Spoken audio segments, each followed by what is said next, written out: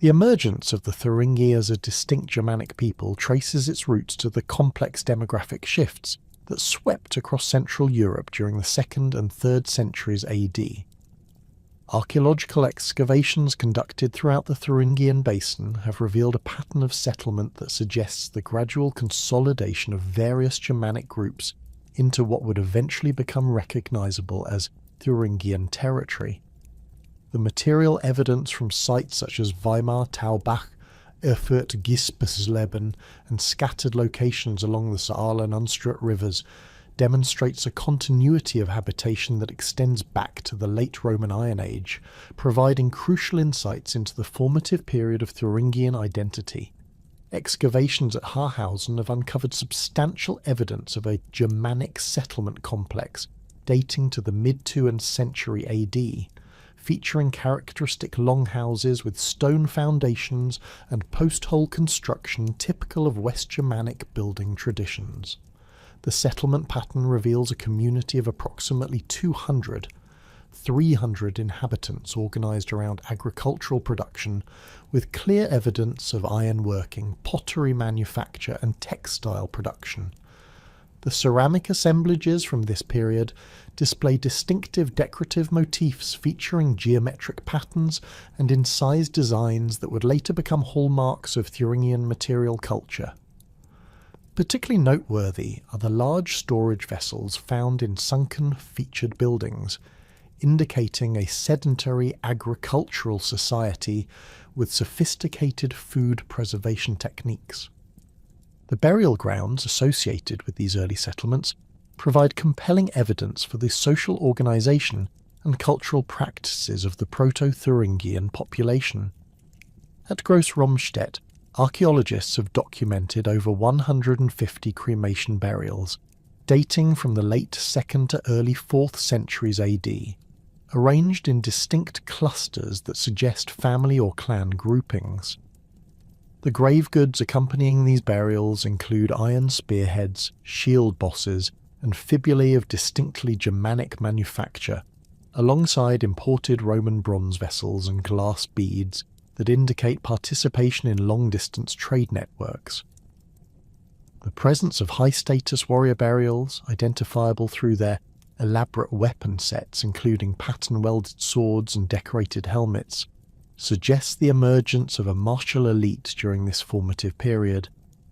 Linguistic analysis of place names and later documentary sources reveals significant connections between the early Thuringian population and the Hermunduri, a West Germanic tribe documented by Roman authors, including Tacitus and Ptolemy. The Hermunduri occupied territories along the upper Elbe and Saale rivers during the 1st and 2nd centuries AD, placing them in direct geographical proximity to the emerging Thuringian settlements.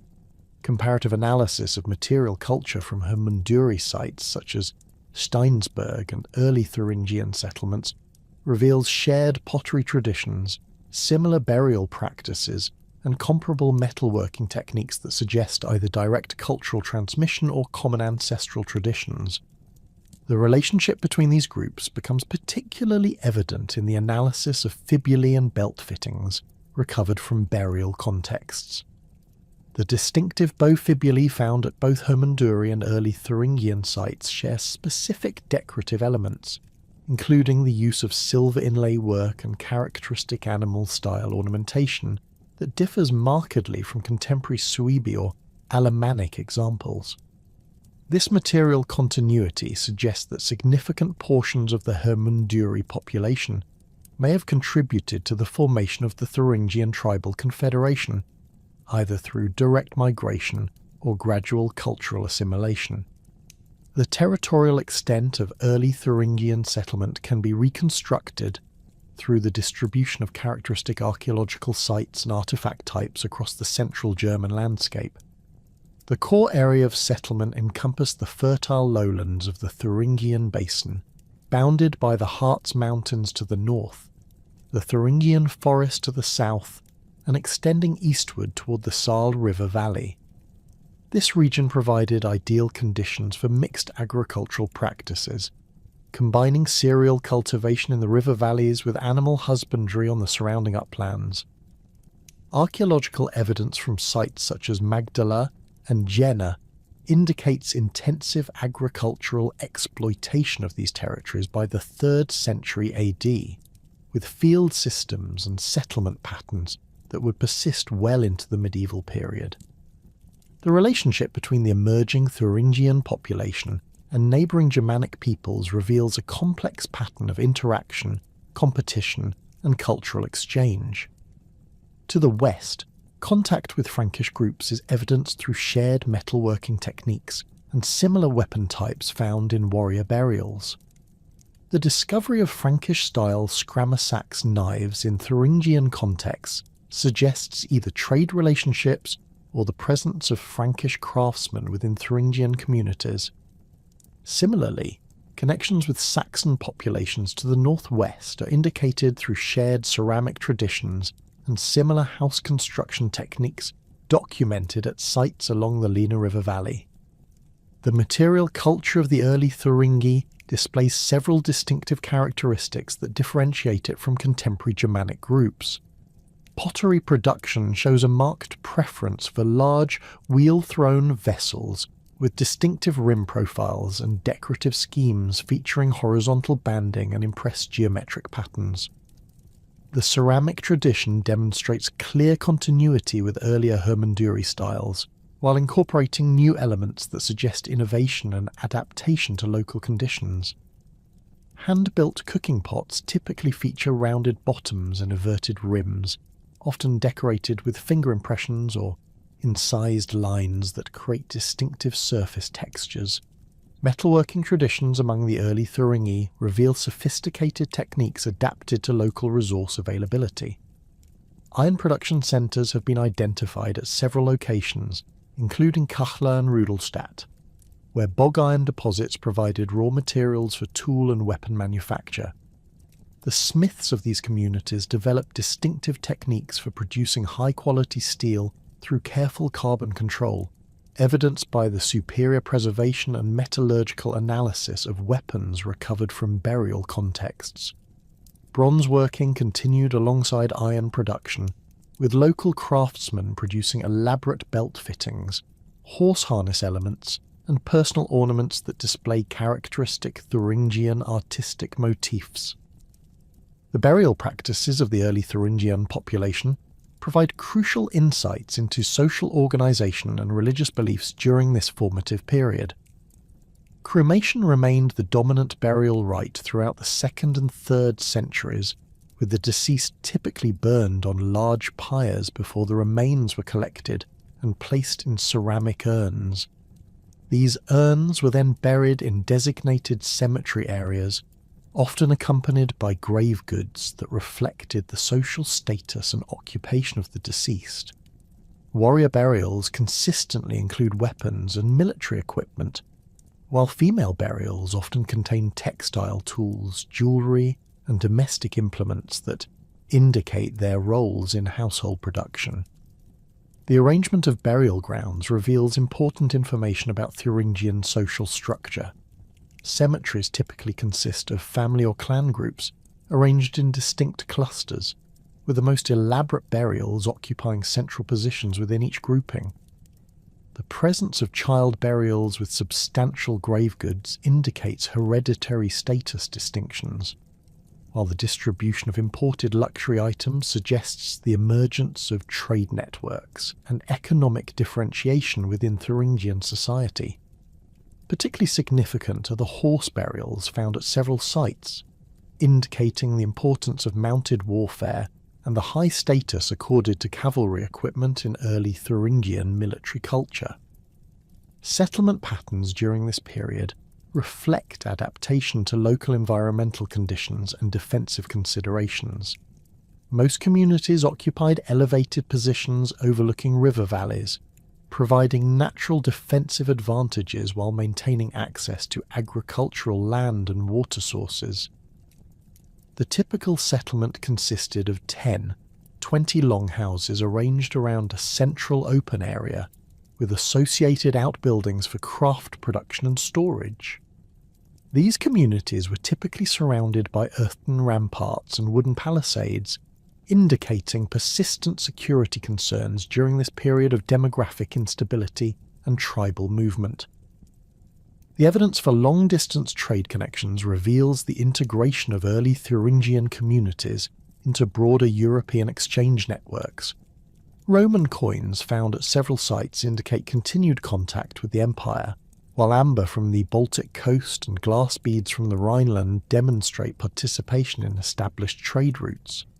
Local production of high-quality metalwork and textiles provided export commodities that supported these exchange relationships, contributing to the economic development and cultural sophistication of emerging Thuringian society.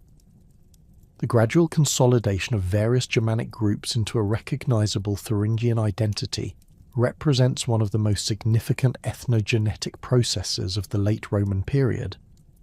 Archaeological evidence suggests this consolidation occurred through a combination of migration, cultural assimilation, and political alliance rather than simple conquest or displacement.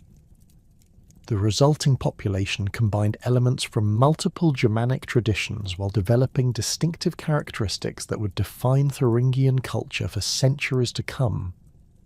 The transformation of scattered Thuringian settlements into a unified kingdom began during the early decades of the 5th century, coinciding with the collapse of Roman frontier defences along the Rhine and the subsequent power vacuum that emerged across Central Europe.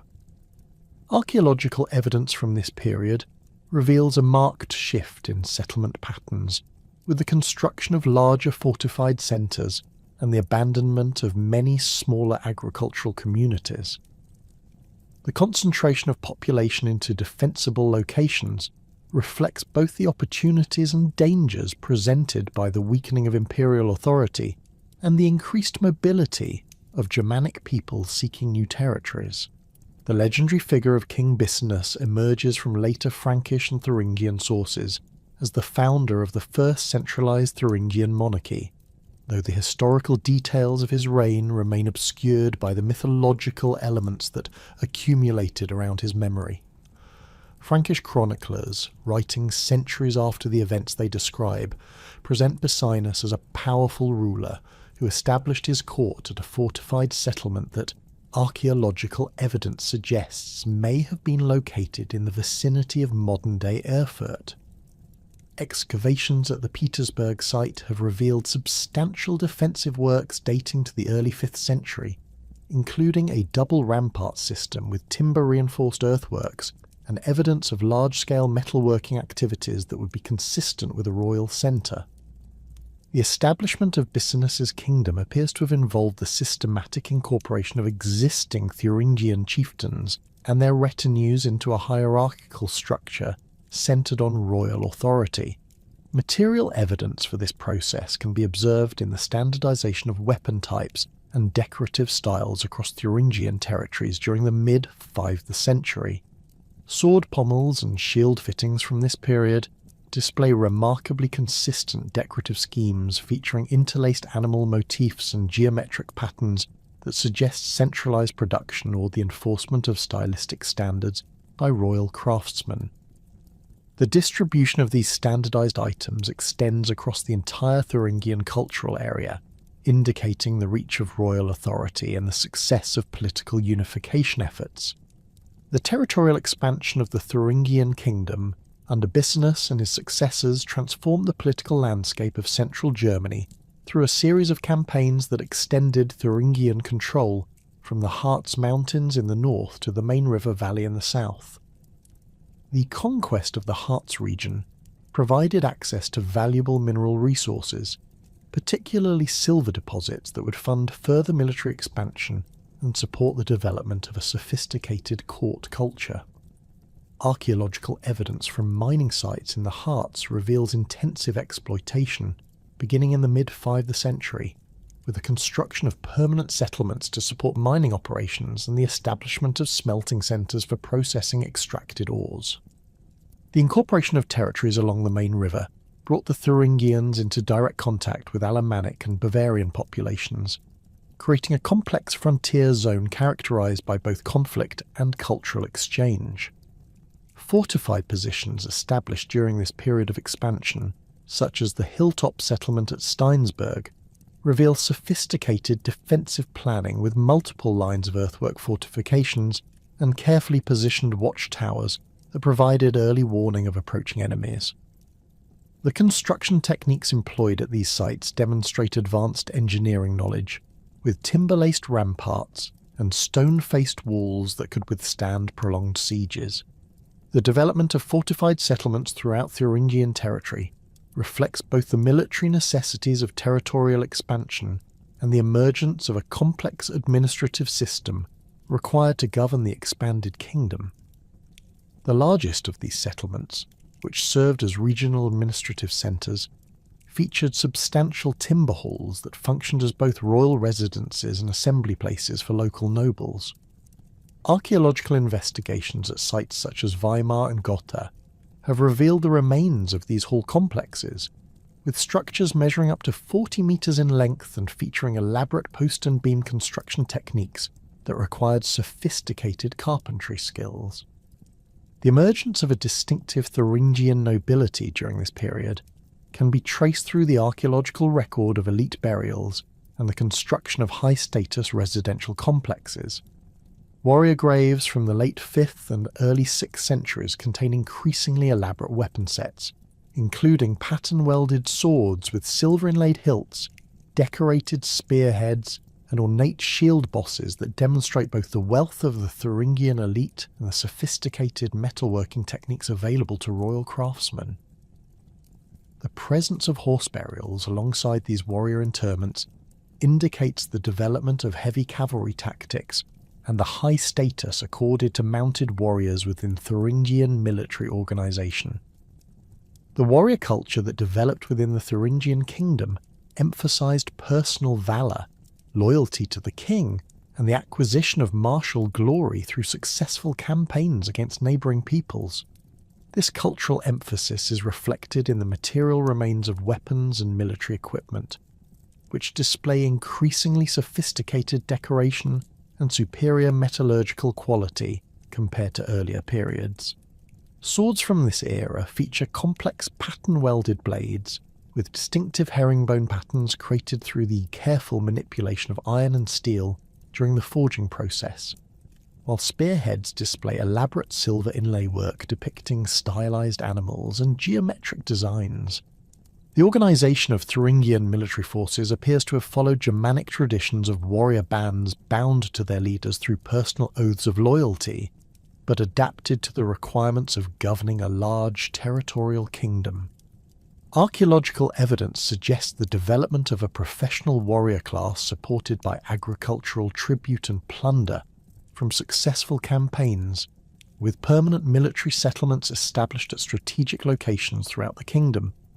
These warrior communities, identifiable through their distinctive material culture and burial practices, served both as local garrisons and as bases for further territorial expansion. The economic foundations of the Thuringian kingdom rested on a combination of agricultural production, specialised craft manufacture, and control of important trade routes that connected northern and southern European markets. The fertile soils of the Thuringian basin provided the agricultural surplus necessary to support a non-productive warrior elite and the craftsmen required for sophisticated metalworking and textile production. Archaeological evidence from rural settlements reveals the intensification of agricultural practices during this period, with the introduction of improved ploughing techniques and the expansion of cultivated areas into previously marginal lands. The development of specialised craft production centres throughout the kingdom provided both the military equipment required for territorial expansion and the luxury goods that supported royal prestige and diplomatic relationships with neighbouring rulers. Metalworking centres at locations such as Kachla and Ilmenau produced not only weapons and tools for local consumption, but also high-quality decorative objects that were traded throughout Central Europe. The distinctive Thuringian style that emerged during this period combined traditional Germanic artistic motifs with influences absorbed through contact with Roman, Byzantine and other Germanic cultures, creating a unique aesthetic that reflected the cosmopolitan character of the kingdom. The control of trade routes proved particularly crucial to Thuringian economic development, as the kingdom's central location provided access to both north-south and east-west commercial networks. The amber route connecting the Baltic coast with Mediterranean markets passed through Thuringian territory, providing opportunities for taxation and trade that contributed significantly to royal revenues. Archaeological evidence for this trade includes amber artefacts found at Thuringian sites, along with imported goods such as Byzantine coins, Mediterranean glass vessels, and exotic materials like silk and spices that indicate participation in long-distance commercial networks. The administrative structure developed to govern the expanded Thuringian kingdom appears to have combined traditional Germanic practices with innovations adapted from Roman provincial administration. The kingdom was divided into territorial units governed by appointed nobles who owed military service and tribute to the king, while maintaining responsibility for local administration and justice. This system allowed for the integration of conquered populations while maintaining Thuringian political control, as evidenced by the continuation of local burial practices and material culture traditions within the broader framework of Thuringian political authority. The construction of royal residences and administrative centres throughout the kingdom demonstrates the wealth and organisational capacity achieved by Thuringian rulers during the height of their power. These complexes typically featured multiple timber halls, arranged around courtyards, with specialised buildings for craft production, storage, and religious activities. The scale and sophistication of these constructions required the mobilisation of substantial labour forces and the coordination of skilled craftsmen, indicating the development of effective administrative mechanisms for organising large-scale construction projects. The religious practices of the Thuringian kingdom during this period reflect the gradual transition from traditional Germanic paganism toward Christianity, though the archaeological evidence suggests this transformation occurred slowly and unevenly across different regions and social classes. Traditional burial practices continued alongside the adoption of Christian symbols and rituals, creating a syncretic religious culture that incorporated elements from both traditions. The construction of early Christian churches at some royal centres, evidenced by distinctive architectural remains and associated grave goods, indicates the political importance of religious conversion in establishing diplomatic relationships with Christian neighbours. The military organisation of the mature Thuringian kingdom reveals sophisticated tactical innovations, adapted to the requirements of both offensive campaigns and territorial defence. The development of fortified positions throughout the kingdom created a defensive network that could channel enemy advances into prepared killing zones while providing secure bases for counterattacks. The standardisation of weapons and equipment across Thuringian military units suggests centralised production and supply systems that ensured consistent quality and availability of military hardware for royal forces. The transformation of Thuringian political organisation reached its zenith under King Hermanfrid, whose reign from approximately 507 to 531 AD represented the culmination of Thuringian royal power and administrative sophistication. The archaeological evidence from this period reveals a court system that rivaled the most advanced Germanic kingdoms of the era, with elaborate ceremonial complexes and administrative structures that facilitated the governance of territories extending from the Harz Mountains to the main river valley. Excavations at the Kyriaksberg near Erfurt have uncovered the remains of what appears to have been Hermanfrid's primary residence, featuring a great hall measuring nearly 50 metres in length, with massive oak posts supporting a roof structure that would have soared over 12 metres above the floor. The interior arrangement of this royal hall demonstrates the careful attention to hierarchy and ceremony that characterised Thuringian court culture. The central hearth, constructed from carefully dressed sandstone blocks and surrounded by an intricate pattern of fired clay tiles, occupied a position that allowed the king to preside over gatherings while maintaining visual dominance over the assembled nobles and retainers. Along the walls, raised platforms constructed from timber and earth provided seating arrangements that reflected the complex social stratification of Thuringian society, with positions closest to the king reserved for the most trusted advisors and successful military commanders. The administrative apparatus that supported Her Manfred's reign reveals a sophisticated understanding of territorial governance adapted to the realities of ruling a diverse population spread across a geographically complex region. Royal officials, identifiable through their distinctive seal rings and ceremonial weapons, maintained residences at strategic locations throughout the kingdom where they could oversee tax collection, military recruitment, and judicial proceedings on behalf of the crown. The standardization of weights and measures found at these administrative centres indicates the development of systematic approaches to taxation and trade regulation that required considerable bureaucratic expertise. The position of royal scribe, evidenced by the discovery of writing implements and wax tablets at several court sites, represented a crucial innovation in Thuringian administration. These literate officials, likely recruited from among the clergy or educated captives from more Romanized territories, maintained records of tribute obligations, military service requirements, and legal proceedings that allowed for more effective governance of the expanded kingdom. The preservation of several runic inscriptions from this period suggests that literacy was becoming increasingly important for administrative efficiency, though the majority of legal and ceremonial functions continued to rely on oral traditions and memorized precedents. The marriage alliance between Her Manfred and Amalaberga, niece of the Ostrogothic king Theodoric the Great, exemplified the sophisticated diplomatic strategies employed by Thuringian rulers to secure their kingdom's position within the broader Germanic political landscape.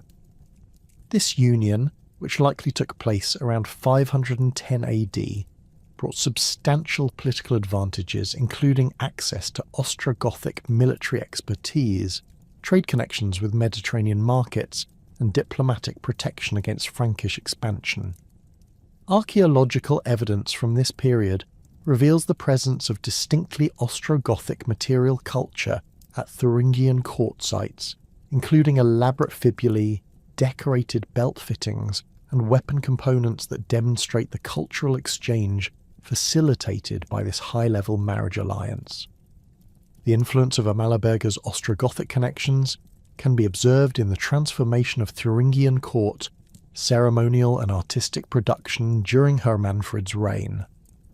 Metal workers at royal workshops began incorporating decorative techniques and motifs derived from Ostrogothic traditions, creating hybrid artistic styles that combined Germanic animal ornamentation with Mediterranean classical elements. The production of cloison, jewellery and weapons with gold and garnet inlay work reflects both the increased wealth of the Thuringian court and the adoption of luxury production techniques learned through diplomatic contacts with more sophisticated kingdoms. The diplomatic network established through royal marriages extended beyond the Ostrogothic alliance to include connections with Lombard nobility and other Germanic kingdoms throughout Central and Southern Europe. The marriage of Her Manfred's sister to a prominent Lombard chieftain created additional opportunities for military cooperation and cultural exchange, while similar alliances with Saxon and Alemannic nobles helped to secure the kingdom's borders and facilitate trade relationships. These marriage networks functioned as crucial diplomatic tools that allowed relatively small kingdoms like the Thuringian realm to maintain their independence despite pressure from larger and more powerful neighbours. The court of King Hermanfried attracted skilled craftsmen, warriors and scholars from throughout the Germanic world, creating a cosmopolitan centre of culture and learning that rivaled the courts of larger kingdoms. Archaeological evidence reveals the presence of craftsmen trained in diverse traditions, including Roman stoneworking techniques, Scandinavian metalworking methods, and Eastern European textile production. This concentration of expertise contributed to the development of distinctly Thuringian artistic and technological innovations that combine the best elements of multiple cultural traditions into new synthetic forms. The royal burial practices of the Thuringian kingdom during this period reflect both the wealth accumulated through successful territorial expansion and the sophisticated understanding of ceremonial display required to maintain royal prestige. The burial complex at Obermallen, which likely contains the remains of members of the royal family, reveals elaborate mortuary preparations that included the construction of timber burial chambers lined with imported textiles and furnished with grave goods of extraordinary richness.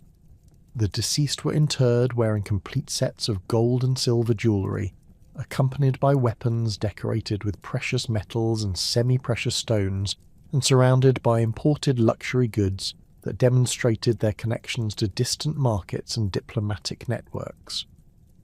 The archaeological investigation of these elite burial sites has revealed the presence of sacrificed horses, dogs, and hawks that accompanied the deceased into the afterlife, indicating the persistence of traditional Germanic religious practices despite the gradual adoption of Christian elements at the royal court.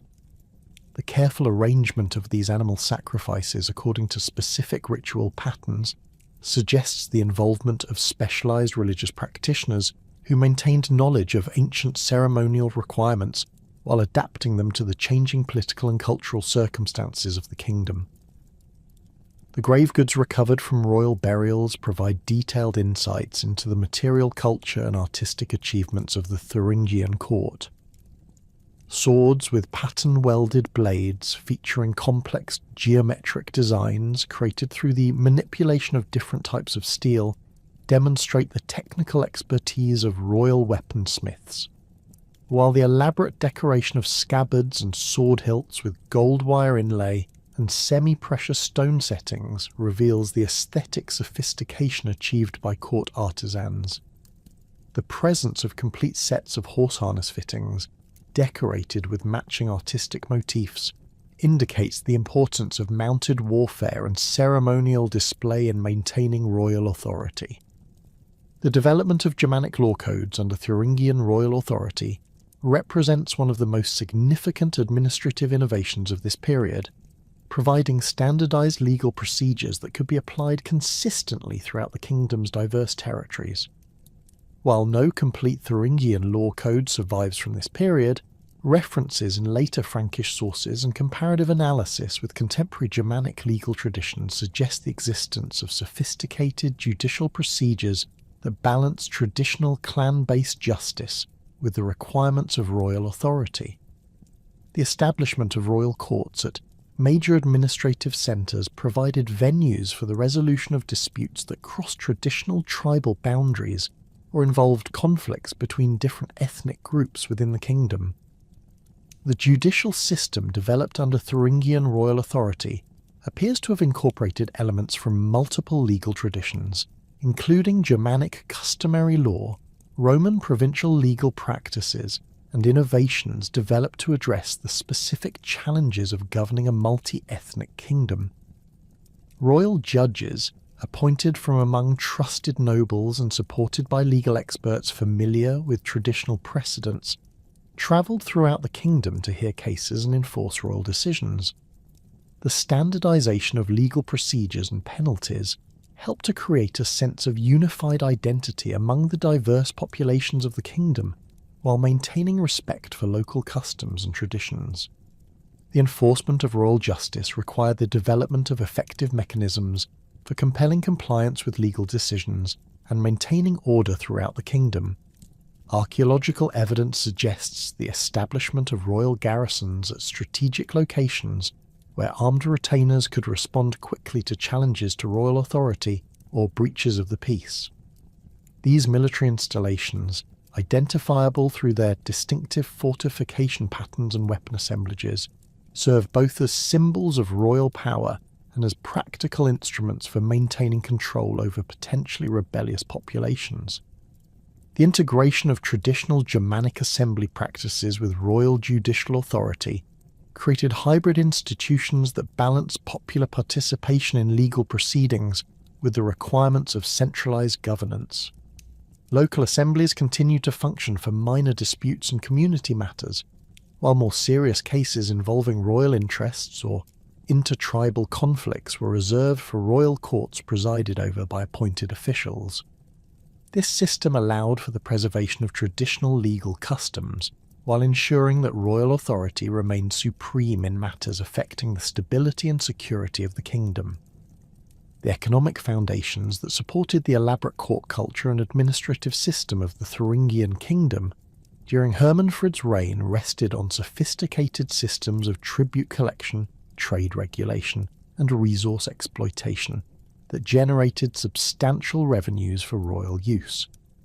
The control of strategic trade routes provided opportunities for taxation that supplemented agricultural tribute and plunder from military campaigns, while royal monopolies on certain luxury goods and raw materials ensured steady income streams that could support the expensive requirements of diplomatic relations and military preparedness. The archaeological evidence for royal workshops and manufacturing centres throughout the kingdom demonstrates the systematic organisation of craft production under royal patronage and control. These specialised facilities produced not only the weapons and equipment required for military campaigns, but also the luxury goods necessary for diplomatic gift-giving and the maintenance of royal prestige.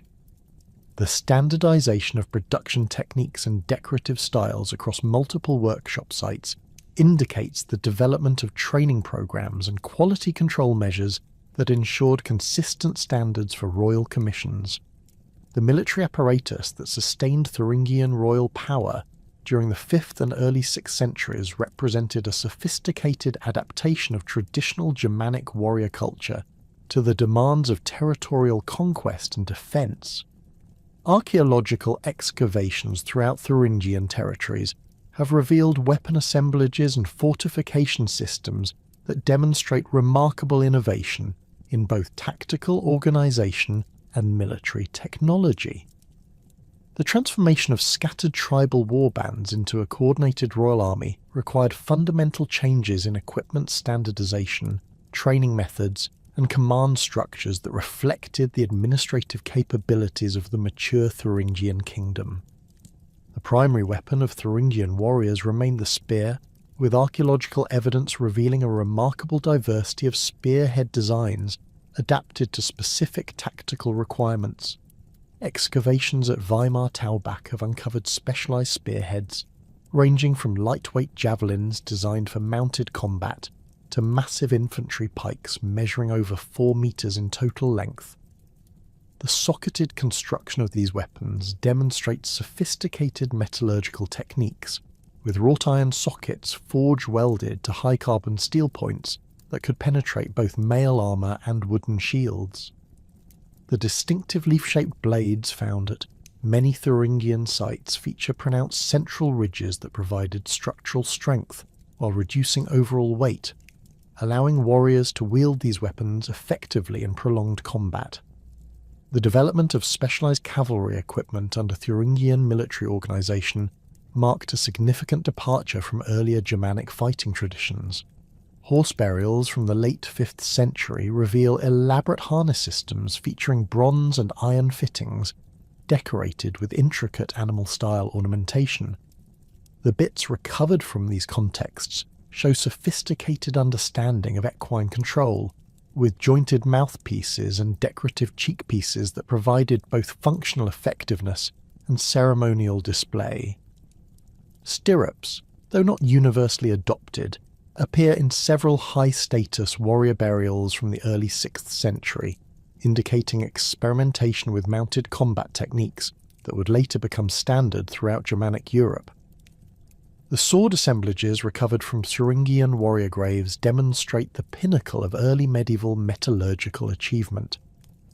Pattern-welded blades from sites such as Erfurt-Gispersleben reveal complex construction techniques involving the forge welding of multiple iron and steel rods to create distinctive herringbone patterns along the blade's central fuller. These weapons typically measured between 70 and 85 centimeters in total length, with double-edged blades that tapered to acute points suitable for both cutting and thrusting attacks. The hilts feature elaborate guards and pommels decorated with silver wire inlay, garnet settings, and animal motifs that served both as symbols of warrior status and as functional counterweights to balance the blade. The shield construction evidenced by archaeological finds reveals sophisticated understanding of defensive requirements and materials science. Iron shield bosses from Thuringian sites typically measure 20 centimeters in diameter and feature reinforced rims designed to deflect weapon strikes while protecting the warrior's hand grip. The wooden shield boards, reconstructed from surviving metal fittings and rare organic remains, appear to have been constructed from lime or poplar planks, covered with leather and reinforced with iron strips arranged in geometric patterns. The overall diameter of these shields ranged from 60 to 90 centimeters, providing substantial protection while remaining light enough for effective manipulation in combat. The development of protective armor among Thuringian warriors followed practical considerations of cost, availability, and tactical effectiveness. Mail shirts, evidenced by corroded iron rings found in elite burial contexts, represented the highest level of personal protection available to wealthy warriors and royal retainers. These hauberks typically extended from the shoulders to mid-thigh and featured sleeves that protected the arms to the elbow. The construction required thousands of individually forged and riveted iron rings, representing hundreds of hours of skilled craftsmanship that made such armor extremely valuable. Lesser warriors relied on leather jerkins reinforced with iron scales or plates, providing reasonable protection against slashing attacks while remaining affordable for ordinary fighting men. The organization of Thuringian military forces around the institution of the comitatus reflected both Germanic traditions of personal loyalty and the practical requirements of territorial warfare. Each major noble maintained a permanent retinue of professional warriors bound to him through oaths of personal loyalty and supported through grants of land or regular payments in kind. These warrior bands typically numbered between 20 and 50 men, with the most powerful nobles commanding larger forces that could exceed 100 sworn retainers. The archaeological evidence from warrior hall complexes reveals communal living arrangements that fostered the bonds of loyalty and shared identity essential to effective military cooperation. The weapons training evidenced by wear patterns on surviving artifacts and the standardization of fighting techniques across different regions suggests systematic instruction in martial skills. Practice weapons, identifiable through their blunted edges and simplified construction, have been recovered from several sites associated with royal residences and major noble settlements. The development of specialized training areas, marked by concentrations of damaged weapons and protective gear, indicates formal programs for instruction in swordsmanship, spear fighting, and mounted combat techniques. The consistency of weapon modifications and grip adaptations across different archaeological sites suggests the existence of established fighting schools or training traditions that maintained standardized techniques throughout the kingdom. The tactical innovations developed by Thuringian military commanders adapted traditional Germanic fighting methods to the challenges of siege warfare and territorial defense. The construction of specialized siege equipment, evidenced by iron fittings and structural remains at several fortified sites, demonstrates familiarity with Roman military engineering techniques. Battering rams reinforced with iron caps and mounting systems, scaling ladders with iron hooks and reinforcements, and catapult components reveal the adoption of sophisticated siege technologies that enabled Thuringian forces to reduce enemy fortifications effectively.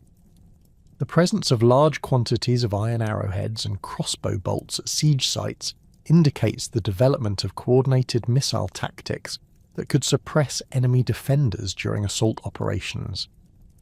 The fortification strategies employed throughout Thuringian territory reveal sophisticated understanding of defensive engineering and strategic planning.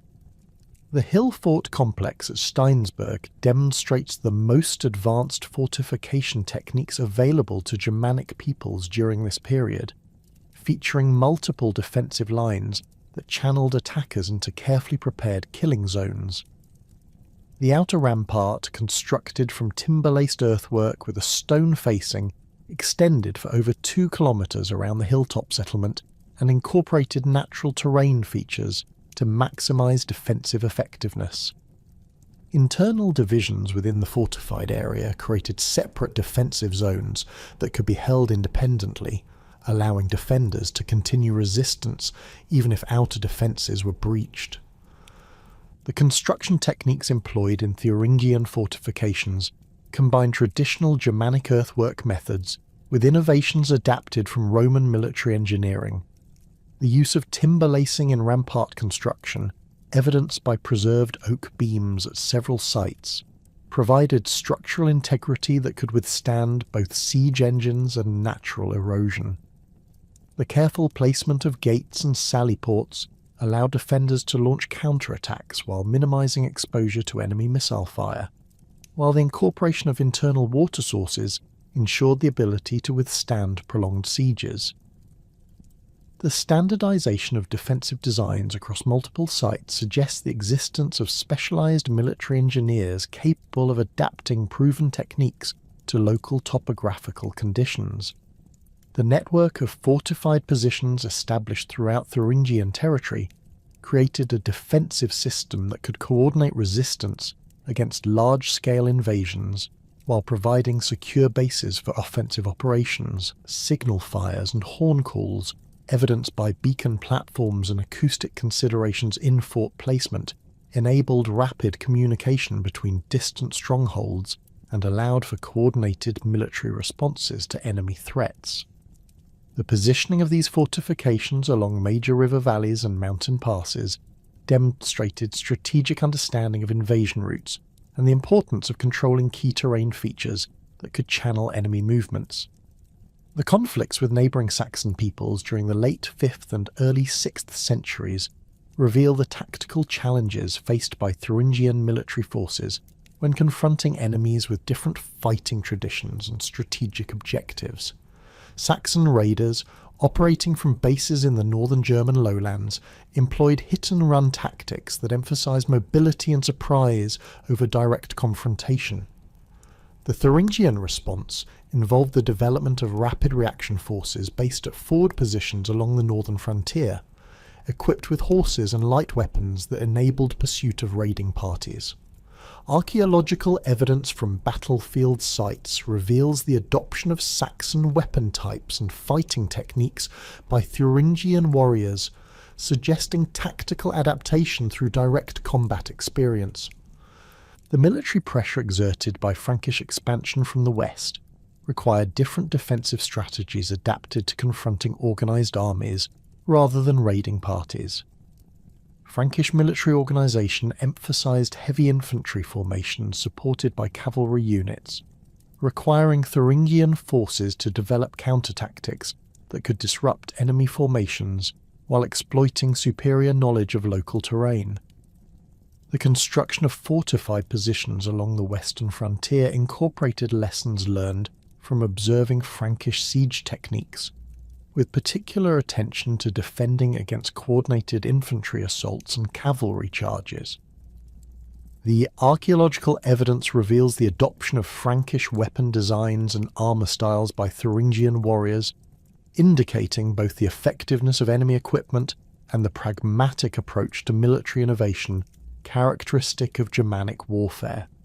The southern frontier conflicts with Alemannic peoples presented unique challenges related to the mountainous terrain of the Thuringian forest and the main river valley. The warfare in these regions emphasised small unit tactics and the control of mountain passes rather than large-scale battles, requiring specialised equipment and training adapted to difficult terrain conditions. Archaeological evidence from mountain fortifications reveals the development of lightweight weapons and specialised climbing equipment that enabled Thuringian forces to operate effectively in steep forested terrain. The presence of large quantities of archery equipment at these sites indicates the importance of missile weapons in mountain warfare, where traditional close combat formations were often impractical. The integration of captured enemies and allied contingents into Thuringian military forces demonstrates the pragmatic approach to military organisation characteristic of successful Germanic kingdoms. Prisoners of war with valuable military skills were often incorporated into royal retinues after swearing new oaths of loyalty, bringing diverse tactical knowledge and fighting techniques that enhanced overall military effectiveness. Allied forces from subordinate tribes and conquered territories provided additional manpower for major campaigns while maintaining their traditional weapons and fighting methods under Thuringian command. The archaeological evidence reveals the presence of diverse weapon types and military equipment within Thuringian military sites, reflecting this multi-ethnic character of the kingdom's armed forces. The logistic systems developed to support Thuringian military operations required sophisticated planning and resource management capabilities that reflected the administrative maturity of the kingdom.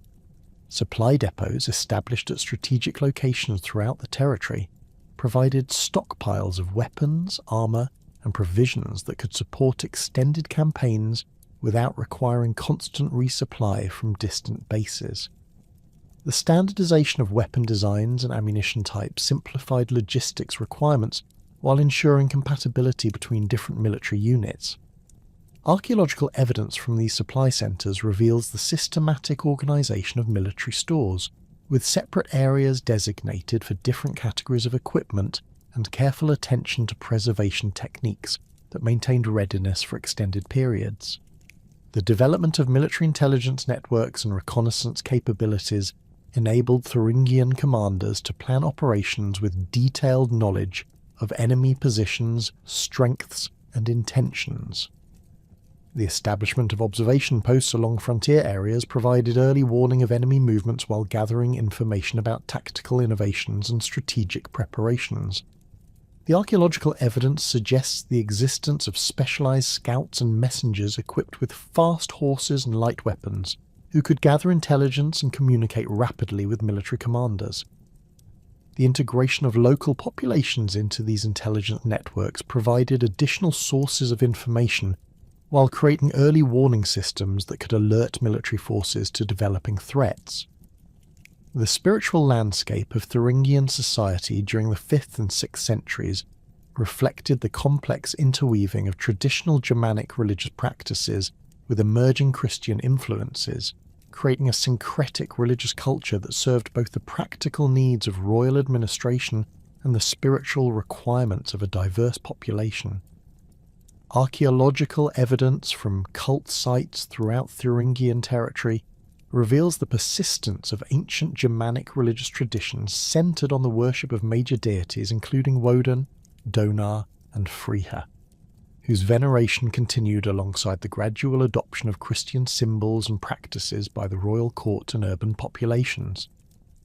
The archaeological investigation of sacred groves and ritual sites has provided crucial insights into the religious practices that sustained Thuringian spiritual life during this transitional period. Excavations at the Kyffhauser Sanctuary Complex have revealed evidence of continuous ritual activity spanning several centuries, with wooden cult structures arranged around natural springs and ancient oak trees that served as focal points for community religious observances. The ritual deposits recovered from these sites include votive weapons, deliberately broken and cast into sacred pools, bronze figurines representing divine protectors, and elaborate drinking vessels used in ceremonial feasting that accompanied major religious festivals. The cult of Woden maintained particular prominence within Thuringian religious practice, reflecting both the god's traditional association with royal authority and warfare and his specific relevance to a society engaged in constant military campaigns and territorial expansion. Ritual sites dedicated to Woden, identifiable through their characteristic assemblages of weapon offerings and horse sacrifices, demonstrate the systematic organisation of religious observances designed to secure divine favour for military enterprises. The sacred grove at Mühlhausen contained the remains of over 30 horses sacrificed during elaborate ceremonies that likely preceded major military campaigns, with the animals arranged in specific patterns that reflected sophisticated understanding of ritual requirements and symbolic meaning. The worship of Donar, the thunder god whose hammer Mjolnir controlled the forces of storm and lightning, provided spiritual protection for agricultural communities whose prosperity depended on favourable weather conditions. Archaeological evidence from rural cult sites reveals the construction of wooden temples featuring massive central posts carved with hammer symbols and lightning motifs that served as focal points for seasonal festivals celebrating planting and harvest. The ritual deposits associated with these sites include iron tools and agricultural implements offered to secure divine blessing for farming activities, along with ceramic vessels containing traces of mead and other fermented beverages used in ceremonial toasts honouring the god. The veneration of Freyja, goddess of fertility, marriage and domestic prosperity, occupied a central position in Thuringian religious practice, particularly among women responsible for household management and textile production. Cult sites dedicated to Freyja typically featured circular arrangements of stones surrounding natural springs or wells, with associated finds including elaborate fibulae, textile tools, and jewellery offered to secure divine favour for marriage negotiations, childbirth, and domestic harmony. The sanctuary at Nordhausen contained a remarkable collection of gold and silver jewellery deposited over several generations, suggesting the existence of established traditions for making votive offerings during important life transitions and family celebrations.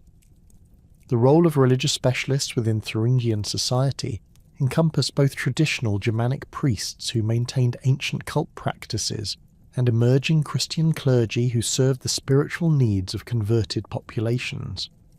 Archaeological evidence suggests the existence of hereditary priestly families responsible for maintaining specific cult sites and conducting seasonal festivals, with specialized knowledge passed down through generations of religious practitioners. The burial of a priest at Sommerda, identifiable through his distinctive grave goods, including a silver-mounted staff, ritual drinking horns, and a collection of amber amulets, reveals the high status accorded to religious specialists and their crucial role in maintaining community spiritual life. The functions performed by Germanic priests extended beyond simple ritual observance to include divination, healing, and legal arbitration that made them essential figures in community decision-making processes. Archaeological evidence from priest burials reveals the tools and materials used in these diverse activities, including sets of carved bone lots used for divination, bronze tweezers and surgical instruments employed in healing practices, and elaborate drinking vessels used in oath-taking ceremonies that sealed legal agreements. The priest buried at Arnstadt possessed a remarkable collection of imported amber beads, silver arm rings, and exotic materials that demonstrate the wealth and prestige associated with religious authority. The practice of divination within Thuringian religious culture employed various methods for determining divine will and predicting future events, with archaeological evidence revealing the sophisticated techniques used by religious specialists to interpret omens and guide community decisions. Bone lots carved with runic symbols, recovered from several priest burials, were cast to determine favourable timing for military campaigns, marriage negotiations, and major construction projects. The interpretation of natural phenomena, including the flight patterns of birds, the behaviour of sacred animals, and unusual weather events, required specialised knowledge that elevated religious practitioners to positions of considerable influence within Thuringian society. The healing practices associated with Germanic religious traditions combined herbal medicine, ritual purification, and divine intervention to address both physical ailments and spiritual afflictions. Archaeological evidence from religious sites reveals the use of natural hot springs and mineral waters for therapeutic purposes, with elaborate bathing facilities constructed around sacred pools where healing rituals were performed under priestly supervision.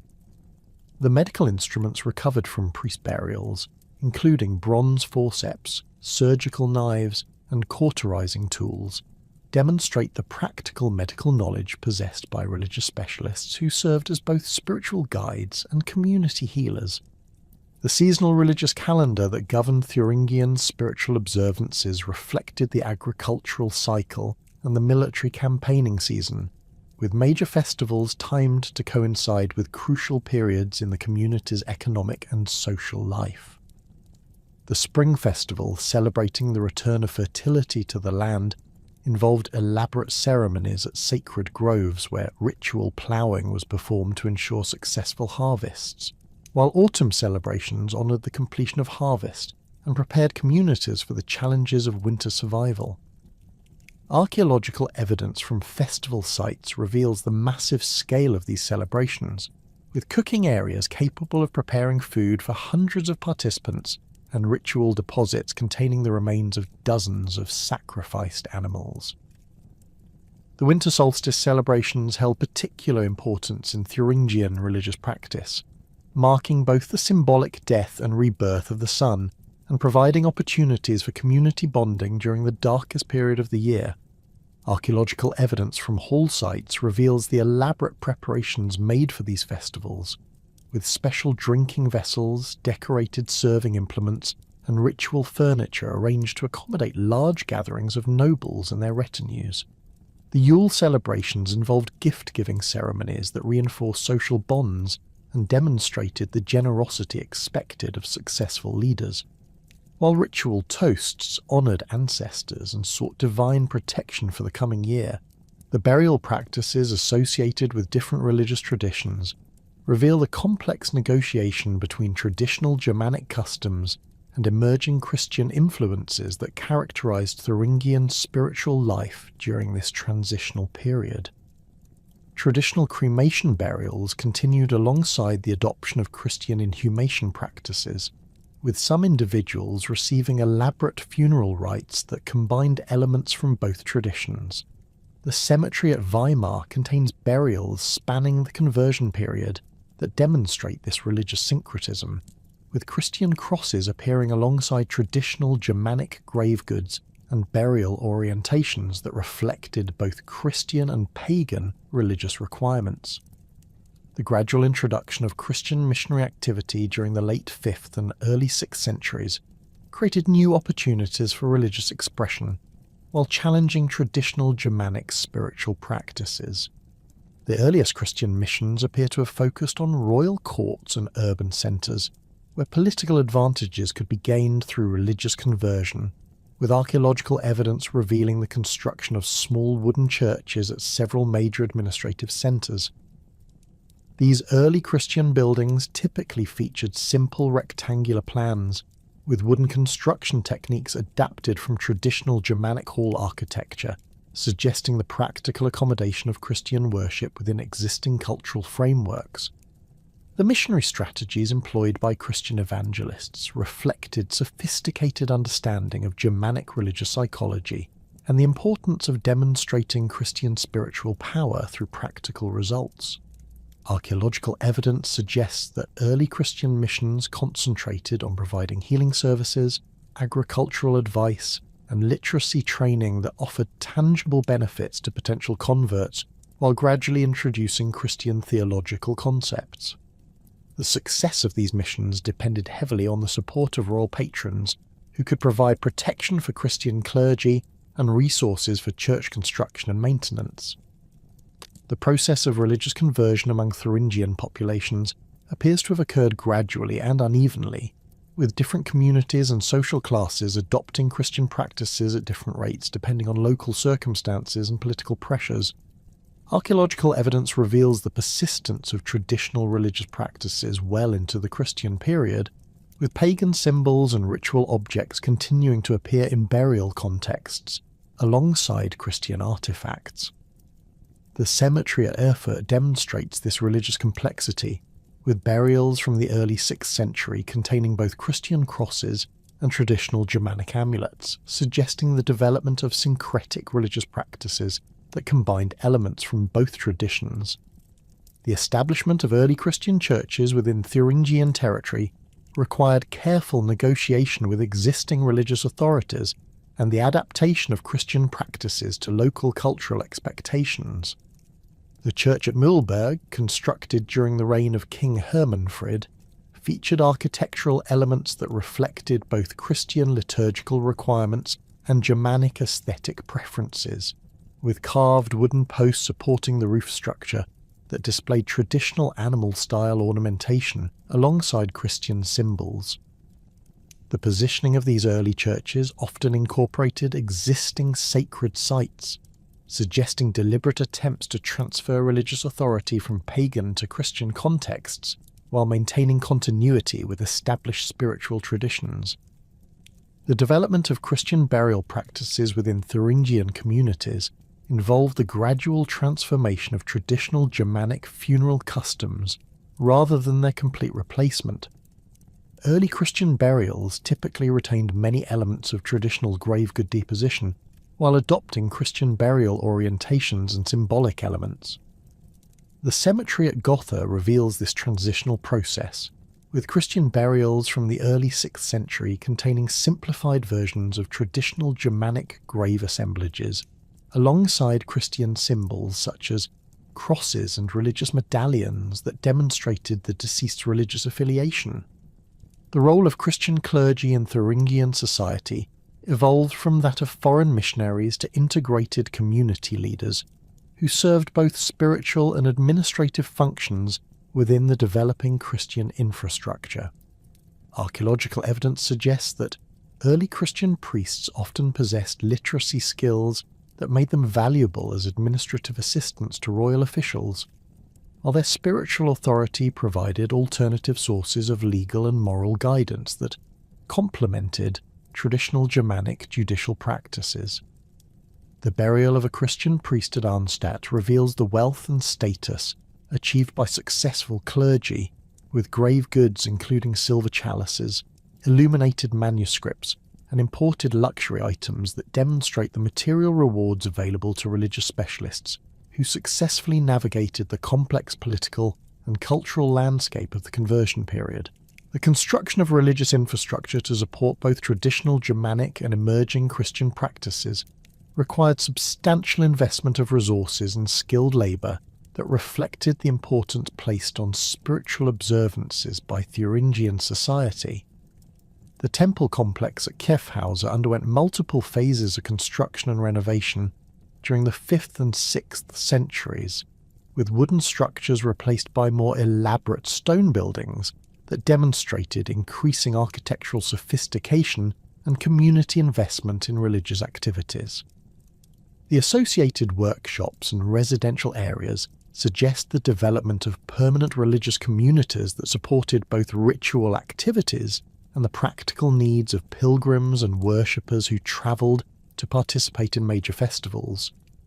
The syncretistic religious practices that emerged during the conversion period created new forms of spiritual expression that combined traditional Germanic symbolism with Christian theological concepts. Archaeological evidence reveals the development of hybrid religious artifacts that incorporated both pagan and Christian elements, such as cross-shaped brooches decorated with traditional Germanic animal motifs and drinking vessels featuring Christian symbols alongside runic inscriptions.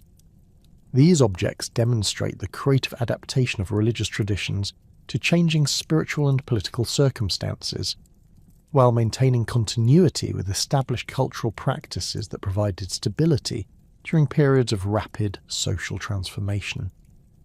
The political landscape of Central Europe underwent a dramatic transformation during the opening decades of the 6th century, as the expanding Frankish kingdoms consolidated their control over territories that had previously remained independent under local Germanic rulers. The Thuringian kingdom, despite its military prowess and sophisticated administrative structure, found itself increasingly isolated as Frankish influence extended eastward from the Rhine Valley through systematic campaigns of conquest and diplomatic pressure. King Hermanfrid's position became particularly precarious following the death of his Ostrogothic patron Theodoric the Great in 526 AD, which eliminated a crucial source of military support and diplomatic protection that had previously deterred Frankish aggression against Thuringian territories. The succession crisis that followed Theodoric's death created opportunities for Frankish expansion that Merovingian rulers were quick to exploit. Theudebert I, who controlled the northeastern Frankish territories from his capital at Reims, possessed both the military resources and strategic vision necessary to challenge Thuringian independence. His kingdom had benefited from decades of successful campaigns against Alemannic and Saxon opponents, accumulating substantial wealth through plunder and tribute that could finance extended military operations against distant enemies. The professional warrior retinues that formed the core of Theodebert's military forces had gained extensive experience in siege warfare and territorial conquest, making them formidable opponents for any Germanic kingdom that attempted to resist Frankish expansion. The alliance between Theudebert I and his uncle Clothar I represented a calculated strategic partnership designed to overwhelm Thuringian resistance through coordinated attacks from multiple directions. Clothar, ruling from Soissons, commanded the western Frankish territories and possessed extensive military resources that complemented Theudebert's northeastern forces. The coordination of their military efforts required sophisticated planning and communication systems that demonstrated the administrative capabilities of the mature Frankish kingdoms. Archaeological evidence from Frankish military sites along the Thuringian frontier reveals extensive preparations for coordinated campaigns, including the construction of supply depots, the standardization of weapons and equipment across different armies, and the establishment of communication networks that could coordinate military movements across hundreds of kilometres of territory. The diplomatic isolation of King Hermanfrid became increasingly apparent as potential allies either remained neutral or actively supported the Frankish cause. Saxon chieftains along the northern Thuringian frontier, who had previously maintained uneasy truces with Hermanfrid's forces, began negotiating separate agreements with Frankish representatives that promised territorial concessions in exchange for military cooperation. The Alemannic peoples to the south, facing their own pressure from Frankish expansion, proved unable to provide meaningful assistance to their Thuringian neighbours. Even more damaging was the defection of several Thuringian nobles who had grown dissatisfied with Hermanfrid's rule and saw opportunities for advancement under Frankish patronage. The military preparations undertaken by both sides during the months preceding the decisive campaign reveal the scale and sophistication of early 6th century Germanic warfare. Frankish forces assembled along the western Thuringian frontier included not only the professional warrior retinues of the royal courts, but also substantial contingents of allied troops drawn from recently conquered territories. Archaeological evidence from weapons workshops in Frankish territories shows intensive production of standardized military equipment during this period, with particular emphasis on siege engines and specialized tools for reducing fortified positions. The Frankish armies that crossed into Thuringian territory were equipped with battering rams, scaling ladders, and catapult components that enabled them to assault the network of fortified positions that formed the backbone of Thuringian territorial defence. Hermanfrid's response to the gathering Frankish threat involved desperate attempts to mobilise every available military resource within his kingdom, while seeking external allies who might provide crucial assistance against the overwhelming odds he faced. The archaeological evidence from Thuringian weapons workshops reveals frantic efforts to arm additional troops, with simplified weapon designs and accelerated production techniques that prioritise quantity over the elaborate craftsmanship that had previously characterised Thuringian military equipment. Royal armories were stripped of their reserves to equip hastily recruited militia forces drawn from agricultural communities that had little experience in organised warfare, while the professional warrior retinues were concentrated at strategic positions where they might inflict maximum damage on advancing Frankish armies. The strategic geography of Thuringian territory created both opportunities and challenges for the defenders attempting to resist Frankish invasion. The river valleys that provided natural corridors for advancing armies also offered defensive positions where smaller Thuringian forces might delay or channel enemy movements, while the network of hilltop fortifications could serve as bases for guerrilla warfare even after the main Thuringian armies had been defeated. However, the same geographical features that provided defensive advantages also created vulnerabilities that experienced Frankish commanders could exploit through coordinated attacks from multiple directions that prevented effective concentration of Thuringian defensive efforts. The campaign that culminated in the Battle of the Unstrut began with simultaneous Frankish advances from the west and northwest that forced Hermanfrid to divide his limited military resources between multiple threatened positions. Theudebald's forces advanced along the main river valleys, while Clotar's army moved through the forested uplands, creating a pincer movement that threatened to encircle the main Thuringian defensive positions. Archaeological evidence from battlefield sites along these advance routes reveals the systematic destruction of Thuringian outposts and supply centres, with burned settlements and scattered weapon remains marking the progress of the Frankish armies as they converged on the heartland of Hermanfrid's kingdom. The tactical situation that developed as the opposing armies approached the Unstrut River reflected the military realities of early medieval Germanic warfare, where the outcome of entire campaigns often depended on single decisive battles between the main field armies of the opposing kingdoms. Hermanfrid's decision to concentrate his remaining forces for a final confrontation represented both strategic necessity and the cultural imperatives of Germanic kingship that demanded personal leadership in crucial military encounters. The archaeological evidence from the battlefield site reveals extensive preparations by both sides, with field fortifications, supply areas, and ritual sites that suggest both armies expected a prolonged engagement that would determine the fate of the Thuringian kingdom.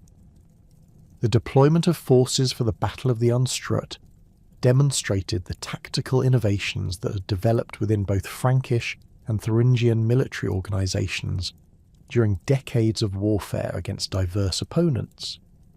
The Frankish armies adopted formation patterns that emphasised the coordinated use of heavy infantry supported by cavalry units, with specialised troops equipped for specific tactical roles, including archers, spearmen, and siege specialists. Archaeological evidence from the battlefield reveals the systematic organisation of Frankish military units, with standardised weapons and equipment that enabled effective coordination between different contingents drawn from various parts of the Frankish kingdoms. Hermanfrid's tactical approach reflected both the strengths and limitations of Thuringian military organisation, emphasising the elite warrior retinues that formed the core of his army, while attempting to integrate hastily recruited militia forces into effective combat formations. The weapon assemblages recovered from Thuringian positions on the battlefield reveal the disparity in equipment quality between professional warriors and recently armed civilians, with elaborate pattern-welded swords and decorated spearheads found alongside crude iron weapons that had been hastily manufactured for the emergency mobilization. The positioning of Thuringian forces attempted to maximize the advantages provided by superior individual warrior skills while compensating for numerical inferiority through defensive tactics that channeled Frankish attacks into prepared killing zones.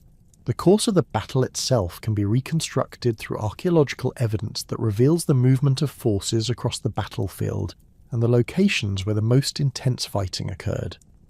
The concentration of weapon remains and skeletal material in specific areas indicates the positions where Thuringian resistance was strongest and where the final collapse of organised defence took place. The presence of Frankish siege equipment at multiple points along the Thuringian defensive line suggests coordinated assault tactics that prevented effective concentration of defensive efforts, while the distribution of cavalry equipment indicates the crucial role played by mounted troops in exploiting breaches in the Thuringian formation. The death of King Hermanfrid during the battle marked the effective end of organised Thuringian resistance and the collapse of the political structures that had maintained the kingdom's independence for over a century. Archaeological evidence from the royal position on the battlefield reveals the desperate final stand of the king's personal retinue, with concentrations of high-quality weapons and defensive equipment that indicate the elite nature of the troops who died defending their lord. The recovery of fragments from what appears to have been royal regalia, including gold and silver fittings from ceremonial weapons and personal ornaments, confirms the presence of the king himself in the final phase of the battle where Thuringian resistance was overwhelmed by superior Frankish numbers and coordination. The immediate aftermath of the Frankish victory revealed the systematic planning that had preceded the invasion and the administrative mechanisms that enabled rapid consolidation of conquered territories. Frankish forces moved quickly to secure the major Thuringian strongholds and administrative centres, preventing the emergence of alternative leadership that might organise continued resistance. Archaeological evidence from sites such as Erfurt and Weimar shows clear destruction layers dating to 531 AD, followed by immediate reconstruction efforts that incorporated Frankish architectural styles and administrative arrangements. The speed of this transition suggests pre-existing plans for territorial administration that could be implemented immediately following military victory. The division of Thuringian territories between the victorious Frankish kings reflected both the practical requirements of effective administration and the political agreements that had made their cooperation possible. Theudebert then received the eastern portions of the former kingdom, including the valuable mining regions of the Harz Mountains and the strategic river valleys that controlled trade routes connecting northern and southern Germanic territories. Clotaire III gained control of the western Thuringian lands, including the fertile agricultural areas of the Thuringian Basin and the fortified positions that commanded the approaches to Frankish heartlands. This territorial division created stable frontiers that could be effectively defended, while providing both rulers with the resources necessary to consolidate their conquests. The integration of Thuringian nobles into Frankish administrative structures required careful management of competing loyalties and interests that could either strengthen or undermine the stability of the conquered territories. Archaeological evidence reveals that many Thuringian aristocrats retained their local positions under Frankish oversight, with burial sites from the post-conquest period showing continued wealth and status among families that had served the previous regime. However, the appearance of distinctly Frankish material culture at these sites indicates the rapid adoption of new cultural symbols and political allegiances that demonstrated submission to Frankish authority. The distribution of Frankish-style weapons, jewellery and ceremonial objects among former Thuringian nobles suggests systematic efforts to integrate local elites into the broader Frankish political system. The fate of the broader Thuringian population following the conquest reveals the pragmatic approach adopted by Frankish administrators toward governing recently acquired territories. Archaeological evidence from rural settlements indicates minimal disruption to agricultural activities and local craft production, suggesting that Frankish policy emphasized the preservation of economic productivity rather than wholesale population replacement. The continuation of traditional burial practices and material culture traditions among the common population demonstrates the limited impact of political change on daily life for most Thuringians, while the gradual introduction of Frankish legal customs and administrative practices created new frameworks for social organisation that eventually transformed local society. The establishment of Frankish military garrisons throughout the former Thuringian territories created a network of control points that could respond quickly to any attempts at rebellion while providing bases for further expansion eastward. Archaeological evidence from these garrison sites reveals standardized construction techniques and defensive arrangements that reflected established Frankish military engineering practices. The positioning of these installations at strategic locations controlling river crossings, mountain passes, and major road networks demonstrated sophisticated understanding of territorial control and the requirements for maintaining authority over potentially hostile populations. The economic transformation of Thuringian territories under Frankish rule involved the integration of local production centres into broader Frankish commercial networks, while maintaining the specialised industries that had contributed to Thuringian prosperity. The mining operations in the Harz Mountains continued under new management, with Frankish administrators implementing more systematic extraction techniques that increased production while providing greater revenues for royal treasuries. Archaeological evidence from mining sites reveals the introduction of new technologies and organisational methods that enhance productivity while maintaining employment for local populations whose skills remained essential for continued operations. The religious implications of the Frankish conquest accelerated the Christianization process that had already begun under Thuringian royal patronage, with new churches constructed at major administrative centres and Christian clergy appointed to serve both Frankish officials and local populations. Archaeological evidence from church sites established during this period reveals architectural styles that combined Frankish building traditions with local materials and construction techniques, creating hybrid structures that reflected the cultural synthesis occurring throughout the conquered territories. The systematic replacement of traditional Germanic religious sites with Christian establishments marked a fundamental transformation in spiritual life that would have lasting consequences for Thuringian cultural identity. The consolidation of Frankish control over former Thuringian territories marked the end of independent Germanic kingdoms in central Germany and established the political framework that would dominate the region for centuries to come. The administrative systems, legal traditions, and cultural practices introduced by Frankish rulers created new forms of social organisation that gradually replaced traditional Thuringian institutions while incorporating elements that proved useful for effective governance. Archaeological evidence reveals the systematic transformation of material culture, settlement patterns, and economic activities that reflected the fundamental changes occurring in political authority and social structure throughout the former kingdom. The administrative transformation of former Thuringian territories under Frankish governance required the systematic dismantling of existing political structures and their replacement with institutions adapted to Merovingian methods of territorial control. The speed with which this transformation occurred demonstrates the sophisticated planning that had preceded the conquest, with Frankish administrators arriving in conquered territories equipped with detailed knowledge of local resources, population centres, and potential sources of resistance. Archaeological evidence from administrative sites established immediately following the conquest reveals the construction of new governmental complexes that incorporated both Frankish architectural traditions and practical adaptations to local conditions and materials. The establishment of the county system throughout former Thuringian lands represented a fundamental departure from traditional Germanic political organisation, replacing the personal loyalty networks that had sustained royal authority with territorial administrative units, governed by appointed officials responsible directly to Frankish kings. The first counts installed in Thuringian territories were typically drawn from proven Frankish nobles, who possessed both the military experience necessary to maintain order and the administrative skills required for effective governance.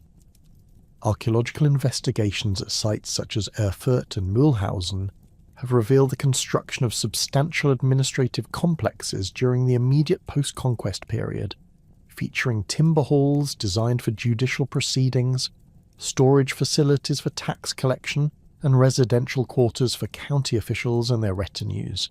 The delineation of county boundaries within former Thuringian territory followed practical considerations of geographic accessibility, economic productivity, and defensive requirements rather than traditional tribal or clan territories.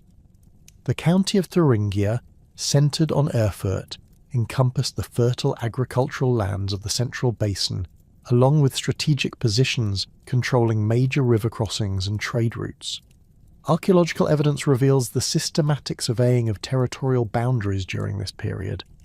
with marker stones and boundary earthworks that established clear administrative divisions and facilitated tax collection and military recruitment.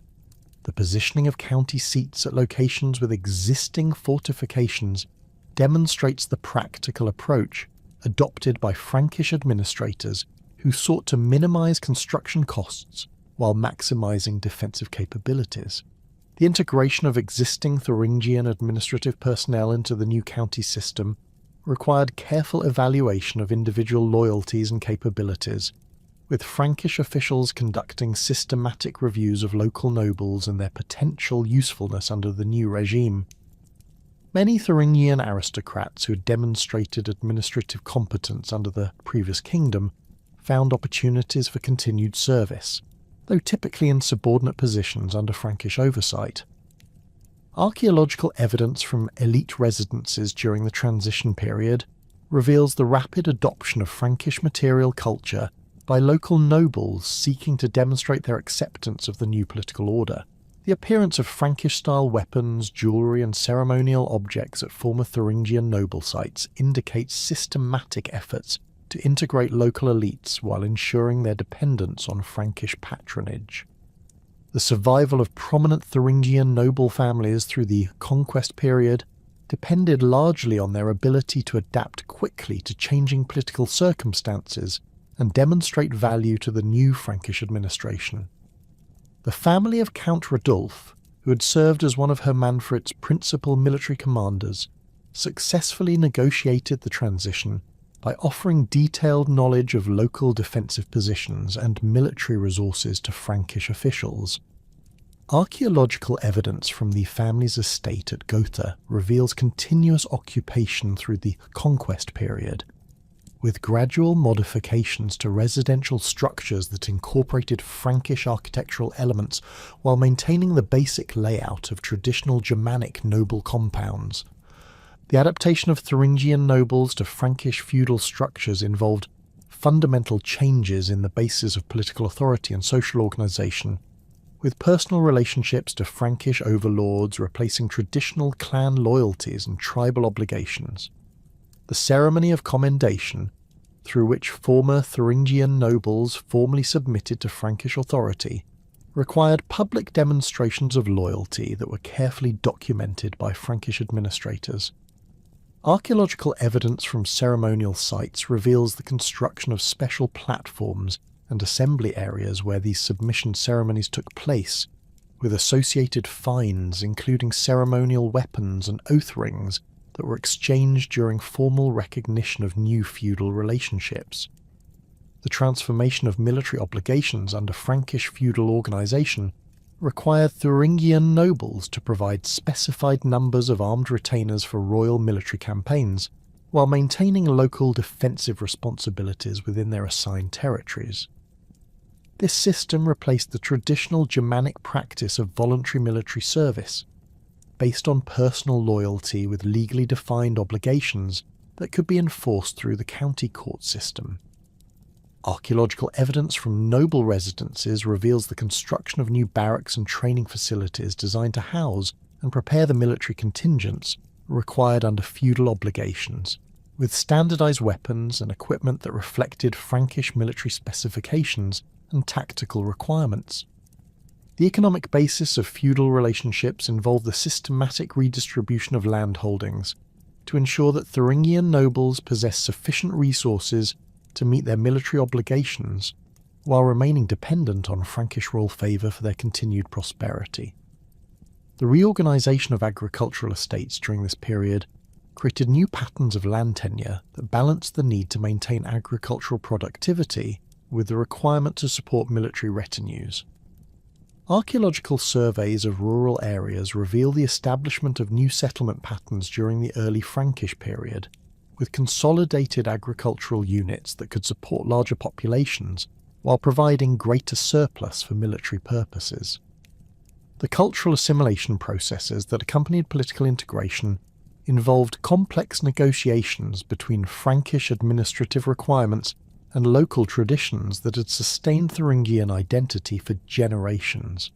Frankish officials recognised the practical advantages of maintaining local customs that did not conflict with royal authority, particularly in areas such as agricultural practices, craft production, and local legal traditions that contributed to economic productivity and social stability.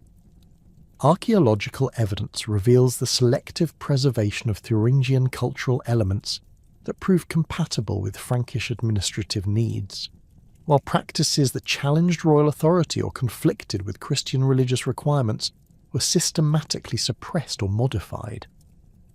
The preservation of traditional Thuringian craft production techniques proved particularly important for maintaining economic productivity and providing specialized goods required by Frankish administrative and military establishments. The metalworking traditions that had produced high-quality weapons and tools under the Thuringian kingdom continued under Frankish oversight, with workshops at Kala and Ilmenau adapting their production to meet new market demands while maintaining traditional technical skills. Archaeological evidence from these production centres reveals the gradual introduction of Frankish decorative styles and design elements while preserving the superior metallurgical techniques that had made Thuringian metalwork renowned throughout Germanic Europe. The continuation of traditional textile production provided another area where Thuringian cultural practices proved valuable to Frankish administrators, seeking to maintain economic productivity while establishing political control. The sophisticated weaving techniques and distinctive decorative patterns that characterized Thuringian textile production found new markets among Frankish nobles who appreciated the quality and artistic merit of local products. Archaeological evidence from textile production sites reveals the adaptation of traditional patterns to incorporate Frankish heraldic symbols and Christian motifs, creating hybrid artistic styles that reflected the cultural synthesis occurring throughout the conquered territories. The preservation of local legal customs required careful integration with Frankish judicial procedures to create coherent legal systems that could address the diverse needs of mixed populations while maintaining consistency with royal authority. Traditional Thuringian approaches to property disputes, marriage contracts, and inheritance rights continued to function at the local level, though subject to review by Frankish county officials who ensured compliance with royal law and Christian religious requirements. Archaeological evidence from court sites reveals the construction of new judicial facilities that could accommodate both traditional Germanic assembly procedures and Frankish administrative requirements, with raised platforms for judges and designated areas for different categories of legal proceedings. The economic transformation of former Thuringian territories under Frankish administration involved the systematic reorganization of taxation systems to ensure regular revenue collection while maintaining agricultural and craft productivity. The traditional Germanic practice of irregular tribute payments based on military success was replaced by systematic tax collection based on land holdings, population counts, and commercial activities. Archaeological evidence reveals the establishment of new storage facilities and administrative centres designed to collect, process, and transport tax revenues to royal treasuries, with standardised weights and measures that facilitated accurate assessment and collection procedures. The implementation of Frankish taxation systems required detailed surveys of agricultural resources, population distributions, and economic activities that provided comprehensive information about the productive capacity of conquered territories. Teams of Frankish administrators conducted systematic assessments of land quality, crop yields, and livestock populations to establish tax obligations that could be sustained without undermining long-term productivity. Archaeological evidence from survey markers and boundary stones reveals the systematic division of agricultural lands into standardized units that facilitated tax assessment and collection while providing clear legal boundaries for property rights and inheritance procedures. The regulation of trade activities under Frankish administration involved the establishment of new commercial centres and market towns that could generate substantial revenues through taxation of commercial transactions while providing improved access to goods and services for local populations. The strategic positioning of these market centres at river crossings and road junctions created commercial networks that connected former Thuringian territories with broader Frankish trading systems. Archaeological evidence from early Frankish market towns reveals the construction of specialised facilities, including warehouses, workshops, and residential areas for merchants that supported increased commercial activity while generating tax revenues for county administrations. The control of mining operations in the Harz Mountains represented one of the most valuable economic assets acquired through the conquest of Thuringian territories, providing access to silver, iron, and other mineral resources that could support both military requirements and commercial activities. Frankish administrators implemented more systematic extraction techniques that increased production while ensuring regular delivery of mineral resources to royal treasuries and military workshops. Archaeological evidence from mining sites reveals the introduction of new extraction technologies and organisational methods that enhance productivity while maintaining employment for local populations, whose specialised skills remained essential for continued operations. Integration of Thuringian commercial networks into broader Frankish trading systems created new opportunities for economic development, while ensuring that commercial activities contributed to royal revenues through systematic taxation. The amber trade routes that had connected Baltic sources with Mediterranean markets through Thuringian territory continued to function under Frankish control, though subject to new regulations and tax requirements that ensured royal participation in commercial profits.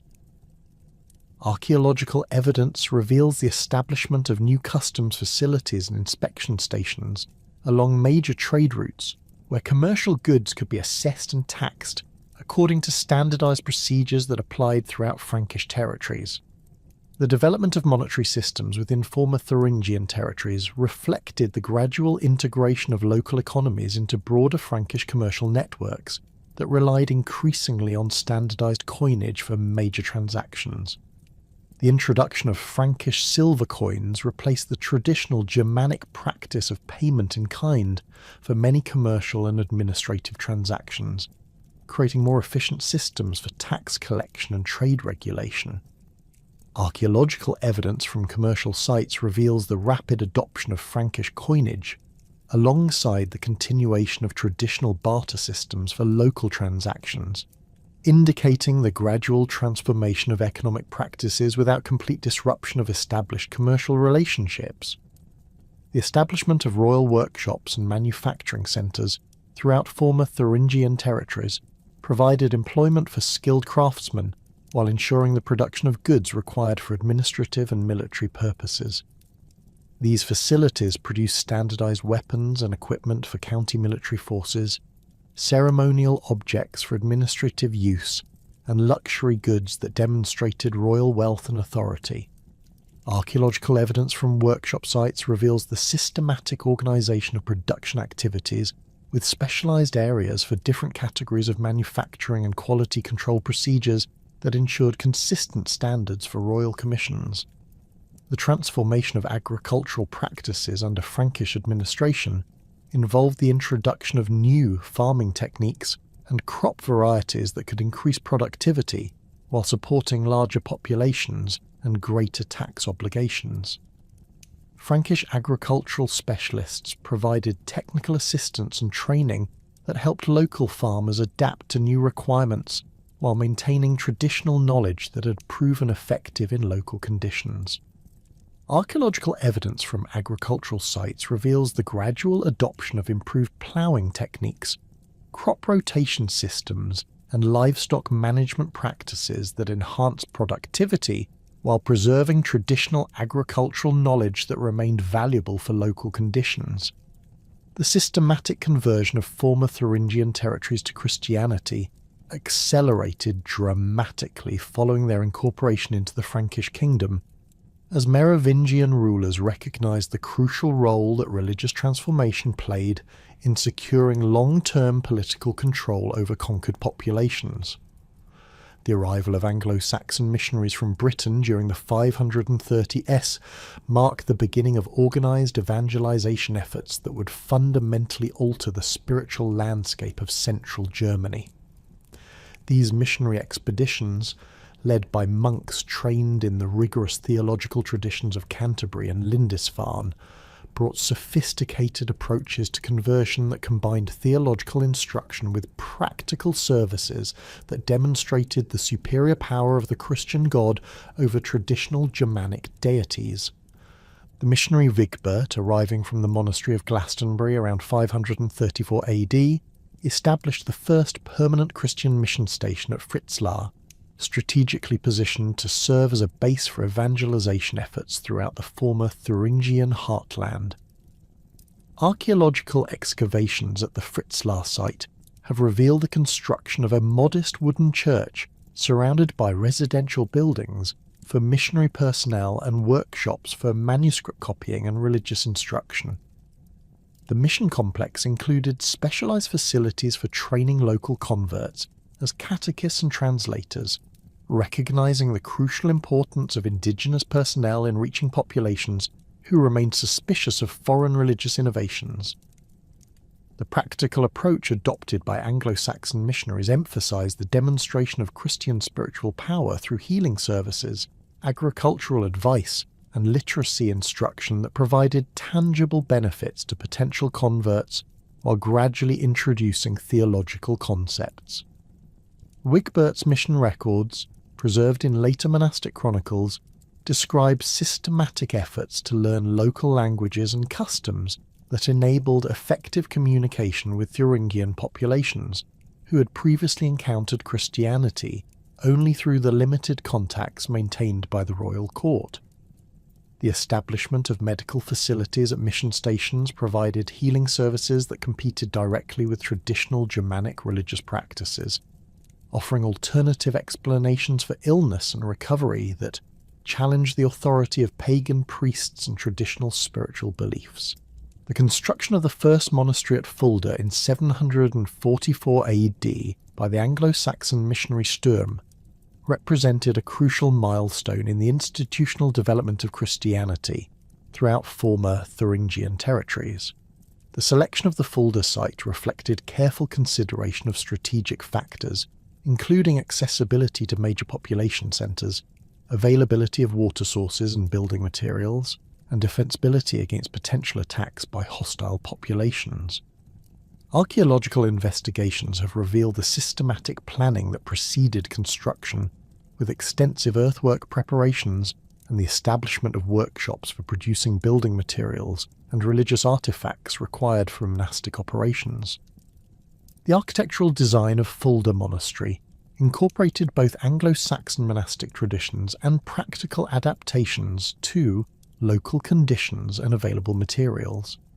The central church, constructed from local sandstone with timber reinforcements, featured a basilica plan with separate areas for monastic choir, lay congregation, and ceremonial functions that could accommodate the diverse religious needs of a mixed population. The surrounding monastic buildings included scriptoriums for manuscript production, workshops for training local craftsmen in Christian artistic traditions, and guest facilities for pilgrims and visiting clergy who contributed to the expanding network of Christian institutions throughout the region. The establishment of monastic schools at Fulda and other religious centres created new opportunities for education and literacy that attracted both noble families seeking advancement for their sons and talented individuals from lower social classes who could benefit from religious training. The curriculum developed at these institutions combined traditional monastic subjects including Latin grammar, biblical studies, and theological instruction with practical skills such as agriculture, medicine, and administrative techniques that proved valuable for both religious and secular careers. Archaeological evidence from monastic sites reveals the systematic organization of educational facilities with specialized buildings for different categories of instruction and residential areas that could house substantial numbers of students from throughout the region. The missionary activities of St. Boniface, beginning with his arrival in Thuringian territories around 718 AD, represented the most systematic and successful evangelization effort undertaken in central Germany during the early medieval period. Boniface's background as an Anglo-Saxon monk trained at Exeter provided him with sophisticated theological education and practical missionary experience that proved crucial for navigating the complex political and cultural landscape of recently conquered Thuringian territories. His systematic approach to conversion emphasized the establishment of permanent ecclesiastical structures that could maintain Christian influence long after initial missionary contacts had ended. The famous destruction of the sacred oak at Geismar in 723 AD demonstrated Boniface's understanding of the psychological impact required to challenge traditional religious beliefs and establish Christian spiritual authority. The careful planning that preceded this dramatic confrontation included extensive consultation with local converts, who provided detailed information about the religious significance of the site and the likely reactions of different population groups. Archaeological investigations at the Geismar site have revealed evidence of the ancient cult centre, including ritual deposits, ceremonial structures, and burial areas that confirm the sacred character of the location and the significance of its conversion to Christian use. The immediate construction of a Christian chapel from the wood of the destroyed sacred oak provided powerful symbolic evidence of Christian triumph over pagan religious traditions, while demonstrating practical respect for local materials and construction techniques. The architectural design of the Geismar chapel incorporated elements from both Christian liturgical requirements and Germanic building traditions, creating a hybrid structure that facilitated the transition from pagan to Christian worship, while maintaining familiar aesthetic elements that eased the psychological adjustment required for religious conversion. The positioning of the chapel to incorporate existing sacred features of the landscape, including natural springs and ancient burial sites, demonstrated sophisticated understanding of the need to maintain spiritual continuity during periods of religious transformation. The establishment of ecclesiastical hierarchies throughout former Thuringian territories required careful coordination with Frankish political authorities, who maintained ultimate control over religious appointments and institutional development. Boniface's appointment as Archbishop of Mainz in 732 AD provided him with the administrative authority necessary to organize systematic evangelization efforts, while ensuring coordination with royal policies regarding religious conversion and institutional development. The creation of subordinate bishoprics at strategic locations throughout the region provided local leadership for Christian communities while maintaining connection to broader ecclesiastical networks that could provide ongoing support and guidance. The syncretic religious practices that emerged during the conversion period reflected the complex negotiation between traditional Germanic spiritual beliefs and Christian theological requirements that characterized religious transformation throughout former Thuringian territories. Archaeological evidence from burial sites during the transition period reveals the gradual modification of traditional funeral practices to incorporate Christian elements while maintaining familiar ritual procedures that provided psychological comfort during periods of spiritual uncertainty. The cemetery at Eschwege demonstrates this religious synthesis, with burials from the mid-8th century containing both Christian crosses and traditional Germanic amulets, suggesting the development of hybrid religious practices that combined elements from both traditions. The adaptation of traditional Germanic seasonal festivals to Christian liturgical celebrations created new forms of religious observance that maintained cultural continuity while redirecting spiritual focus toward Christian theological concepts. The transformation of winter solstice celebrations into Christmas observances preserved many traditional elements, including communal feasting, gift-giving ceremonies, and ritual drinking that had characterized Germanic religious practice, while introducing Christian theological content that gradually displaced pagan religious meanings. Archaeological evidence from Hall sites reveals the continued use of traditional ceremonial spaces for Christian celebrations, with modifications that incorporated Christian symbols and liturgical requirements, while maintaining familiar architectural arrangements that facilitated community participation. The development of Christian pilgrimage sites throughout former Thuringian territories provided new opportunities for religious expression that combined traditional Germanic practices of sacred travel with Christian theological concepts of spiritual merit and divine intervention.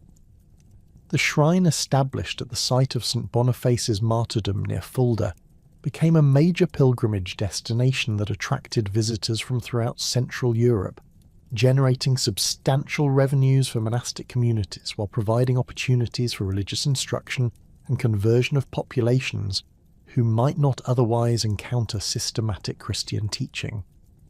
Archaeological investigations at pilgrimage sites reveal the construction of specialized facilities including hostels for pilgrims, workshops for producing religious souvenirs, and ceremonial spaces designed to accommodate large gatherings of visitors during major religious festivals. The integration of traditional Germanic artistic traditions with Christian iconographic requirements created new forms of religious art that facilitated the visual communication of Christian, theological concepts, while maintaining aesthetic elements that remained familiar and appealing to recently converted populations.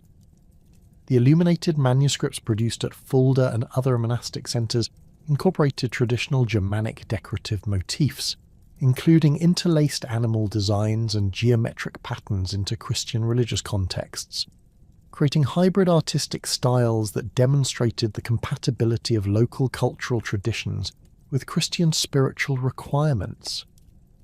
The production of religious artefacts, including crosses, chalices, and reliquaries, provided opportunities for local craftsmen to adapt traditional metalworking techniques to Christian ceremonial requirements, while maintaining employment and social status during periods of cultural transformation. The establishment of Christian burial practices throughout former Thuringian territories involved the gradual transformation of traditional Germanic funeral customs rather than their complete replacement, creating new forms of mortuary ritual that combined Christian theological concepts with familiar ceremonial elements that provided psychological comfort for grieving families. The orientation of Christian burials toward the east replaced traditional Germanic burial directions, while maintaining the practice of grave good deposition in modified forms that reflected Christian beliefs about the afterlife and spiritual preparation. Archaeological evidence from Christian cemeteries reveals the systematic organization of burial areas with separate sections for clergy, nobility, and common population that reflected both Christian theological concepts and traditional Germanic social hierarchies. The development of Christian legal traditions within former Thuringian territories required the integration of traditional Germanic legal customs with Christian moral teachings and canonical law requirements that created new frameworks for social organization and dispute resolution. The establishment of ecclesiastical courts provided alternative venues for legal proceedings that emphasized reconciliation and spiritual guidance, rather than traditional Germanic approaches that focused on compensation and social status. The training of Christian clergy in legal procedures enabled them to serve as mediators and advisors in disputes that involved moral or spiritual issues, while maintaining respect for traditional legal customs that did not conflict with Christian theological requirements. The economic transformation accompanying Christianization involved the systematic reorganization of agricultural practices and craft production to support monastic communities and ecclesiastical institutions while maintaining productivity and employment for local populations. The introduction of new agricultural techniques by monastic communities, including improved crop rotation systems and livestock management practices, enhance productivity while providing practical demonstrations of Christian spiritual benefits that supported conversion efforts. The establishment of monastic workshops for manuscript production, metalworking, and textile manufacture created new employment opportunities while training local craftsmen in techniques that combine traditional skills with Christian artistic requirements. The construction of churches throughout former Thuringian territories required the mobilization of substantial resources and skilled labour that demonstrated both the wealth of Christian institutions and the commitment of converted populations to their new religious obligations. The church at Hersfeld, begun around 769 AD, featured sophisticated stone construction techniques that incorporated both Frankish architectural traditions and local building materials, creating a structure that could serve both liturgical requirements and community assembly needs. The systematic positioning of churches at locations that had previously served as pagan cult sites facilitated the transfer of religious authority, while maintaining spiritual continuity that eased the psychological adjustment required for religious conversion.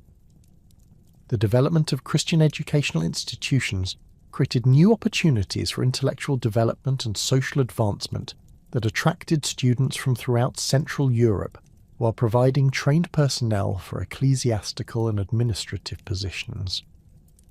The school established at Fulda under Abbot Sturm developed sophisticated curricula that combined traditional monastic subjects with practical training in agriculture, medicine, and administrative techniques that proved valuable for both religious and secular careers. The systematic copying of manuscripts at monastic scriptoriums preserved classical and Christian texts, while training scribes and illuminators whose skills contributed to the broader cultural development of the region. The missionary strategies employed by Christian evangelists reflected sophisticated understanding of Germanic cultural psychology and the importance of demonstrating practical benefits that could compete effectively with traditional religious practices. The establishment of medical facilities at mission stations provided healing services that offered alternative explanations for illness and recovery while challenging the authority of traditional religious practitioners. The provision of agricultural advice and technical assistance demonstrated Christian spiritual power through practical improvements that enhance community prosperity while creating positive associations with Christian religious teachings. The transformation of traditional Germanic religious sites into Christian sacred spaces required careful attention to local spiritual traditions and community attachments that could either facilitate or obstruct religious conversion efforts. The conversion of the sacred grove at Büreberg into a Christian monastery preserved the spiritual significance of the location, while redirecting religious focus toward Christian theological concepts and liturgical practices. Archaeological evidence reveals the systematic adaptation of existing ceremonial structures and sacred features to accommodate Christian worship requirements while maintaining familiar elements that provided psychological continuity during periods of religious transformation. The political reorganization that followed Charlemagne's coronation as emperor in 800 AD created new opportunities for the revival of Thuringian territorial identity within the broader framework of Carolingian imperial administration.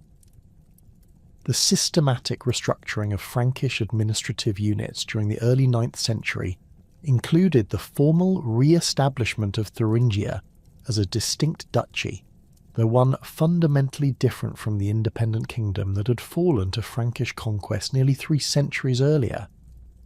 This new Thuringian duchy encompassed territories that corresponded roughly to the historic Thuringian heartland, extending from the Harz Mountains in the north to the Thuringian forest in the south, while incorporating additional lands along the Saale River that had been gradually settled by populations maintaining Thuringian cultural traditions.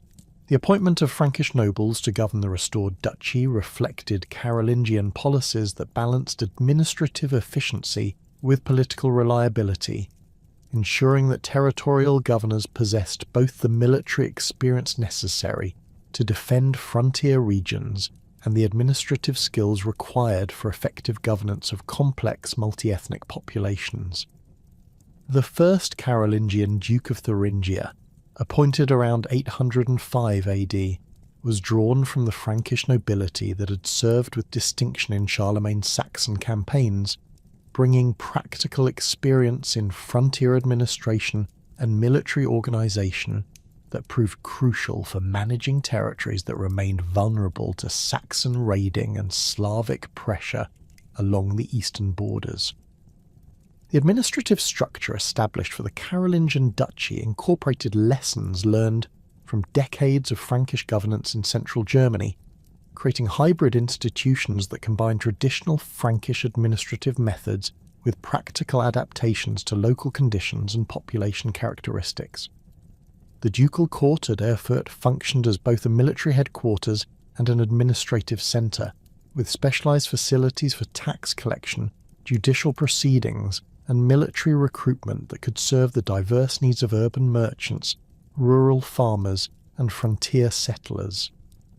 The construction of new administrative buildings during this period reveals sophisticated planning that accommodated both ceremonial requirements and practical administrative functions, with great halls designed for public assemblies alongside smaller chambers for confidential governmental business.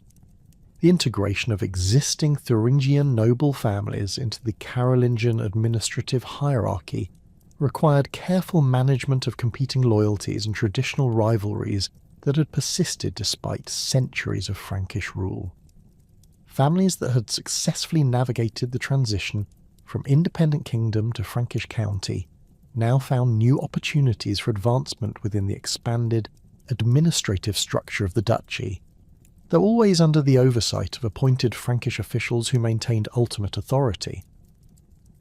The archaeological evidence from noble residences during this period reveals the continued prosperity of Thuringian aristocratic families with substantial construction projects and luxury goods that demonstrate their successful adaptation to Carolingian political structures while maintaining distinct cultural identities. The military reorganisation that accompanied the establishment of the Carolingian Duchy transformed Thuringian military service from feudal obligations to systematic participation in imperial campaigns that extended far beyond the traditional boundaries of central German territories. Thuringian contingents served in Charlemagne's Italian expeditions, contributing specialised skills in siege warfare and mountain combat that had been developed through generations of frontier conflict with Saxon and Slavic peoples. The standardisation of weapons and equipment required for imperial service led to the establishment of new armories and weapons workshops throughout Thuringian territories, with production centres at Erfurt and Mühlhausen supplying not only local military needs, but also contributing to broader imperial military requirements. The participation of Thuringian forces in Carolingian military campaigns provided opportunities for territorial expansion and the acquisition of wealth that compensated for the loss of political independence, while creating new forms of regional identity based on military achievement and imperial service.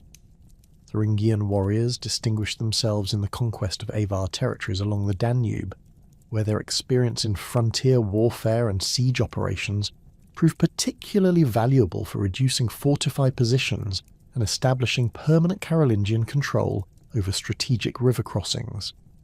The distribution of plunder and territorial grants following these successful campaigns provided substantial rewards for Thuringian military service, while creating new networks of loyalty that bound regional military leaders to imperial authority. The Saxon wars that dominated Charlemagne's military activities for over 3 decades created particular opportunities for Thuringian military commanders who possessed intimate knowledge of Saxon tactical methods and territorial organisation gained through centuries of border conflict. The appointment of Thuringian nobles to command positions in Saxon campaigns reflected imperial recognition of their specialised expertise, while providing opportunities for advancement that had been unavailable under previous Frankish administrative arrangements. Archaeological evidence from military sites along the Saxon frontier reveals the systematic organisation of Thuringian military units, with standardised equipment and coordinated tactical arrangements that enabled effective cooperation with other imperial forces while maintaining distinct regional military traditions. The gradual transition from Frankish to Saxon ducal appointments during the latter half of the 9th century reflected changing imperial priorities and the practical requirements of governing territories that faced increasing pressure from Magyar raids and Slavic expansion along the eastern frontiers.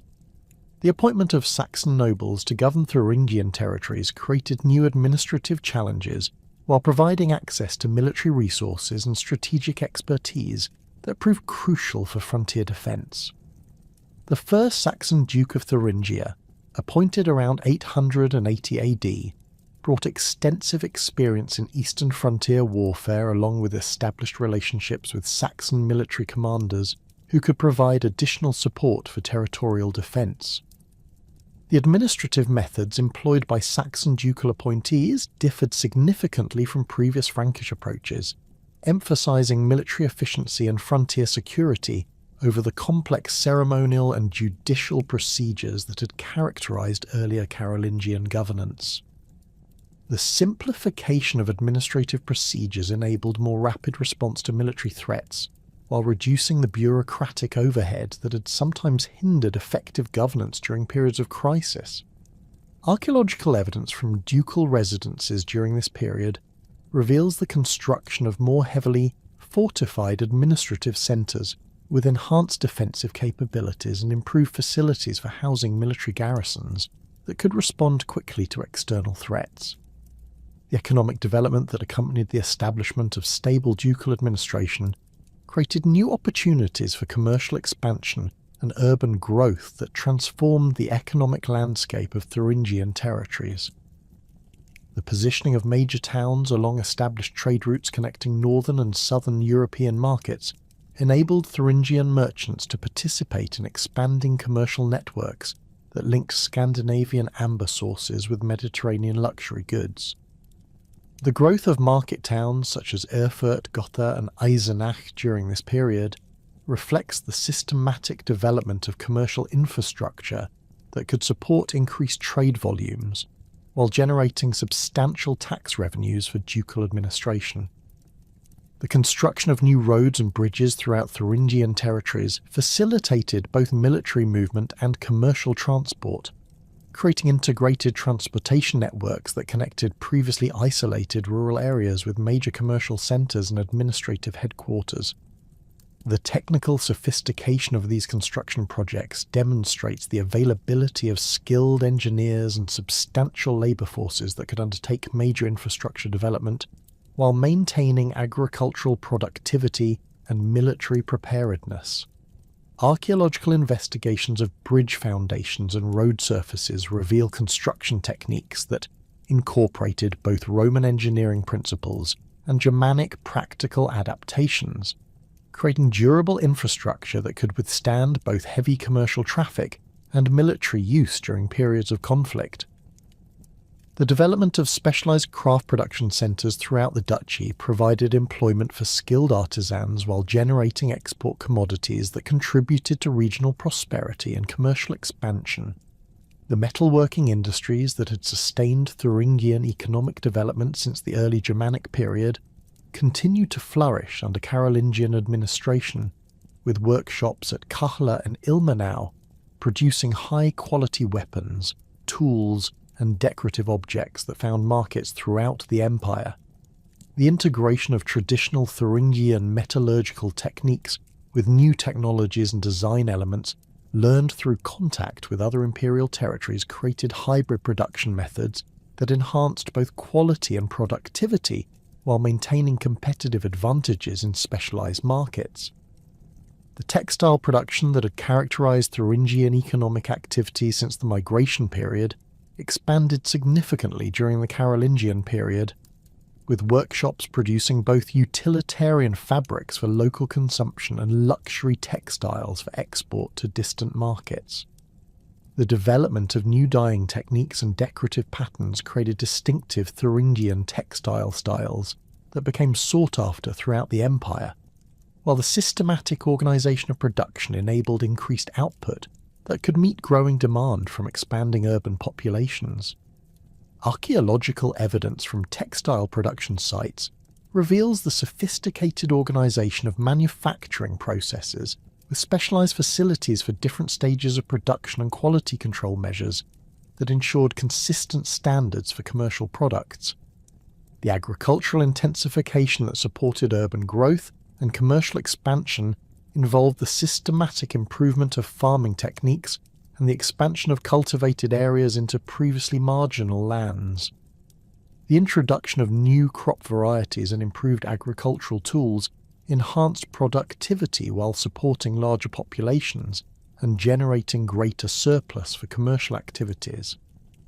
The construction of new mills and processing facilities enabled more efficient grain production and food preservation, while improved livestock management practices increased the availability of meat, dairy products, and raw materials for craft production. Archaeological surveys of rural areas reveal the systematic organisation of agricultural estates, with improved field systems and storage facilities that maximise productive capacity while providing secure food supplies during periods of military conflict or commercial disruption.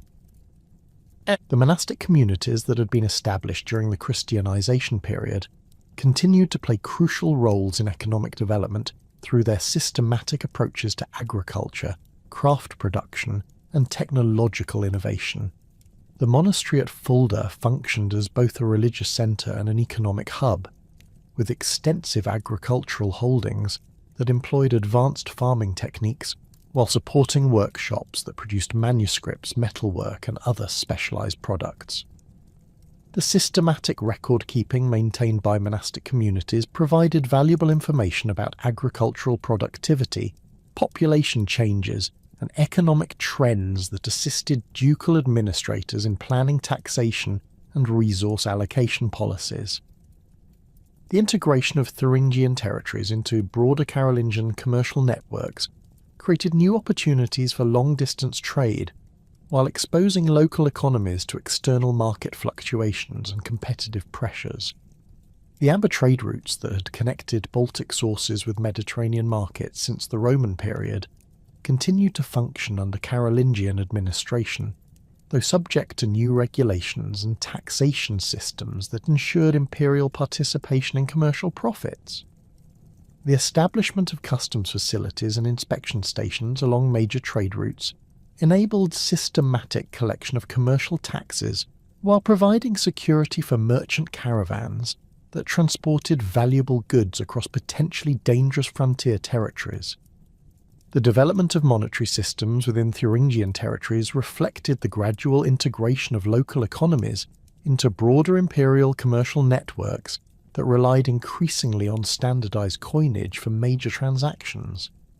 The establishment of mints at major commercial centres enabled local production of silver coins that met imperial standards, while incorporating regional designs and symbols that maintained distinct Thuringian identity within the broader imperial monetary system.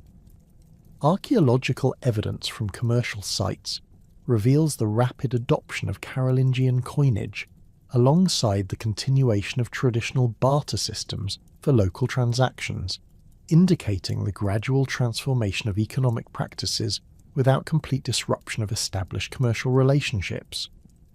The military obligations associated with ducal status required the systematic organisation of Thuringian military resources to provide specified numbers of trained warriors for imperial campaigns, while maintaining adequate forces for local defence and frontier security. The development of professional military units that could serve effectively alongside other imperial forces required standardized training, equipment, and tactical procedures that enabled coordinated operations across diverse terrain and against various enemy types. Archaeological evidence from military installations reveals the systematic organisation of training facilities and weapons storage areas that could support the complex logistical requirements of imperial military service while maintaining readiness for local defensive operations.